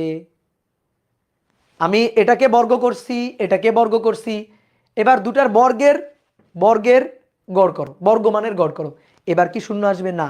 কিন্তু এটা তো কারেন্টের বর্গমান, এটা তো দেখো কারেন্টের বা ভোল্টেজের এই যে বর্গের গড়, এটা তো আমি চাই না। ভোল্টেজের বর্গের গড়, এটা তো আমি চাই না, আমি তো ভোল্টেজ চাই। তাহলে কি করব? তুমি বর্গ করে অন্যায় করছো না, তাহলে এবার এসে অন্যায় খণ্ডন করো। কি করলে অন্যায় খণ্ডন হবে? তুমি তো বর্গ করে ফেলছো, তাই না? কি করলে এবার অন্যায় খণ্ডন হবে? তাহলে বর্গমূল করলে, তাহলে এখানে বর্গমূল করে দাও, এই যে এখানে বর্গমূল করে দাও, এখানে বর্গমূল করে দাও, তাহলে তো অন্যায় খণ্ডন হয়ে যাবে। তাহলে এইটা কি? এইটা হচ্ছে আইআরএমএস, আর এটা কি? এটা হচ্ছে ভিআরএমএস। আইআরএমএস আর এটা হচ্ছে ভিআরএমএস। বুঝতে পারছো? তো এখান থেকে আসলে রুট মিন স্কয়ার মানটা আসে। তা এই কারণে আমরা গ্যাসের বেগ বলতে এই যে এইটাকে গুরুত্ব দিব না, গড় বেগকে গুরুত্ব দিব না। বলো আমরা কোন বেগটাকে গুরুত্ব দিব? আমরা গুরুত্ব দিব হচ্ছে মূল গড় বর্গবেগটাকে গুরুত্ব দিব। ঠিক আছে, মূল গড় বর্গবেগটাকে আমরা গুরুত্ব দিব। ঠিক আছে, তাহলে একজন বলছে প্লাস মাইনাস আসে কিনা, হ্যাঁ প্লাস মাইনাস দিলে তো দিতে পারো, কিন্তু আমরা সবসময় মান নিয়ে, পজিটিভ মান নিয়ে কাজ করবো। তাহলে এবার আসলে একটা প্রবলেম সলভ করো তো। কোনো একটি গ্যাসের, কোনো একটি গ্যাসের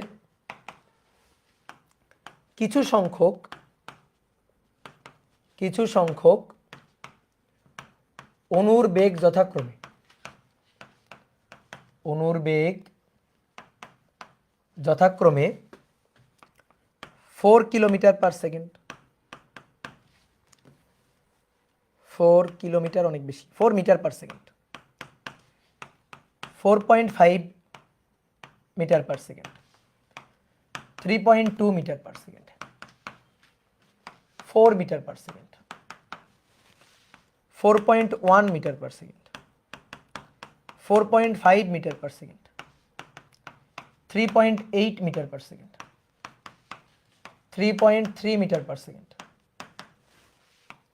3.6 metre per second, 3.8 metre per second, এটা দেওয়া আছে। এবার তোমার গড় বেগ 2, গড় বর্গবেগ 3, মূল গড় বর্গবেগ, মূল গড় বর্গবেগ 4, বেগের গড়ের বর্গমান,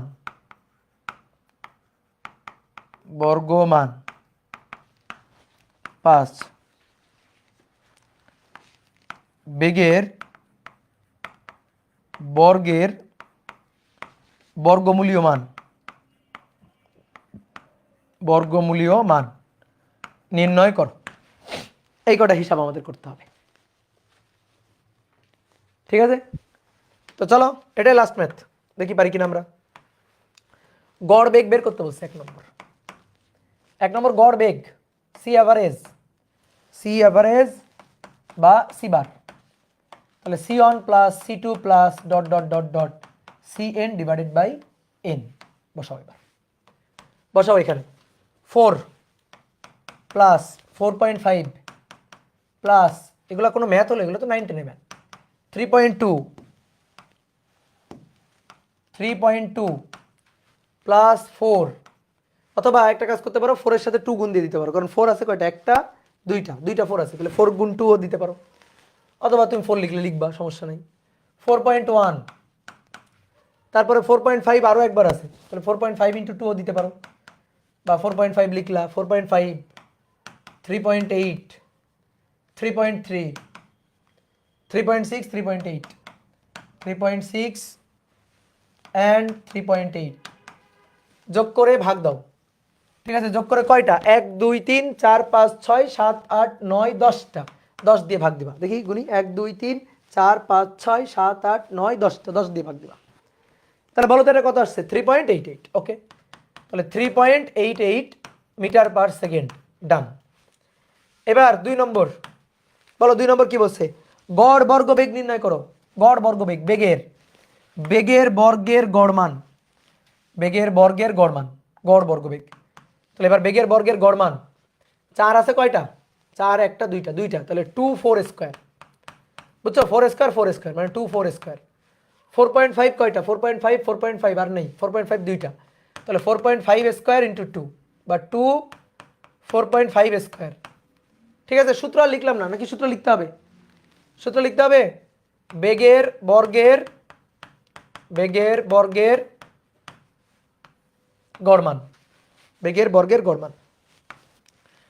তাহলে এখান থেকে 2 4 স্কোয়ার, 2 4.5 স্কোয়ার, 3.2 একটা, তাহলে 3.2 স্কোয়ার, 4 4 4 4 4 তো নিয়ে নিয়েছি, 4.1 একটা, তাহলে 4.1 স্কোয়ার, 4.5 একটা, 4.5 এর স্কোয়ার, 3.8 দুইটা, তাহলে 2 ইন্টু 3.8 তার স্কোয়ার, প্লাস 3.3 একটা অ্যান্ড 3.6 একটা, তার স্কোয়ার করে 10 দিয়ে ভাগ, 10 দিয়ে ভাগ করো। কত আসছে এটা? 15.228, 15.228 একক ঠিকভাবে লিখবা, metre square per second square. এর এবার বর্গমূল করে দাও, তাহলেই কাজ শেষ। 3 নম্বর, বেগের বর্গের গড় মানের বর্গমূল, CRMS root over C1 square C2 square dot dot dot CN square divided by ভাগ হচ্ছে N, ডিভাইডেড বাই ভাগ N। তাহলে এই যে এই মানটা আছে না, তার বর্গমূল করে দাও, 15.228, দেখো কত আসে? 3.09 এত মিটার পার সেকেন্ড, বুঝছো? এবার বাকি দুইটা করো তো। মূল গড় বর্গবেগ গেল, এবার বেগের গড়ের বর্গমান করো তো। এটা বেগের গড়ের বর্গমান, বুঝো? বেগের গড়ের বর্গমান বলো। 4 নম্বর, বেগের গড় আগে, দেন বর্গমান। তাহলে বেগের বর্গের গড় মানে বেগের গড়ের বর্গমান, বেগের বর্গের গড় না কিন্তু, ভালো করে বুঝিও, বেগের বর্গের গড় না, এটা চাইনি কিন্তু, বেগের গড়ের বর্গমান চাইছে। তাহলে বলো কিভাবে করব? C1 C2 C3 dot dot dot dot CN divided by N, এটা হচ্ছে বেগের গড় মান। তাহলে বেগের গড় মানের বর্গ করো, বেগের গড়ের বর্গ, বেগের গড় তার বর্গ, অর্থাৎ এই যে মানটা 3.88 তার স্কোয়ার, বুঝছো? 3.88 তার স্কোয়ার, তাহলে 15.05 একক কি হবে? Metre square per second square. Clear? এবার পরেরটা পড়ো, বেগের বর্গের বর্গমূলীয় মান। কি করবা এটা বলো? বেগের বর্গের বর্গ বেগের বর্গের বর্গমূলীয় মান, বেগের বেগের বর্গের বর্গের, ঠিক আছে, বর্গমূলীয় মান, বেগের বর্গের বর্গমূলীয় মান এটা। তাহলে বেগের বর্গ করব, তারপর তার বর্গমূল করব, বেগের বর্গ করব, তারপর তার গড় কই, বেগের বর্গের গড়ের, এখানে একটা কথা মিস গেছে, সরি, বেগের বর্গের গড়ের, এই যে গড়ের এই কথাটা মিস গেছে, এটা একটু লিখে নাও, বেগের বর্গের গড়ের বর্গমূলীয় মান। তাহলে বেগের বর্গের গড়ের বর্গমূলীয় মান, তার মানে তো সিআরএমএস, এটা তো ভাই সিআরএমএসই, ঠিক আছে। তো এর কারণে নাম দেখো এইটা এইটার এটা একই জিনিস, তো নামগুলো একটু দেওয়া হয়েছে এমনি, মূল গড় বর্গ বেগ, বেগের বর্গের গড় মানের বর্গমূল, এটাও তো তাই, বেগের বর্গের গড় মানের বর্গমূল, একই তো কথা। তাহলে এটাই তো সিআরএমএস, সিআরএমএস। তাহলে এগুলো বুঝে নিতে হবে আর কি, একটু বুদ্ধি খাটায়, মুখস্থ করলে তুমি ভুলে যাবা, মুখস্থ করবা না, তাহলে মুখস্থ না করলে তুমি পারবা, কিন্তু মুখস্থ করলে তুমি ভুলে যাবা, বুঝতে পারছো? এই ঠিক আছে ভাই, লাস্ট ক্লাসের 2টা ম্যাথ পারি নাই, কেন 2টা ম্যাথ পারো নাই? 2টা ম্যাথ তো সহজ, কেন পারো নাই? আচ্ছা পরের দিন করে দিব, নেক্সট যখন ম্যাথ করবো, ম্যাথের যে ক্লাস হবে ওই 2টা ম্যাথ করে দিব, সমস্যা নেই। মুখস্থ না করলে মনে থাকে না, তুমি তাহলে পাগল, তুমি একটা চরম পাগল, মুখস্থ করো বলেই মনে থাকে না, মুখস্থ না করলেই মনে থাকতো।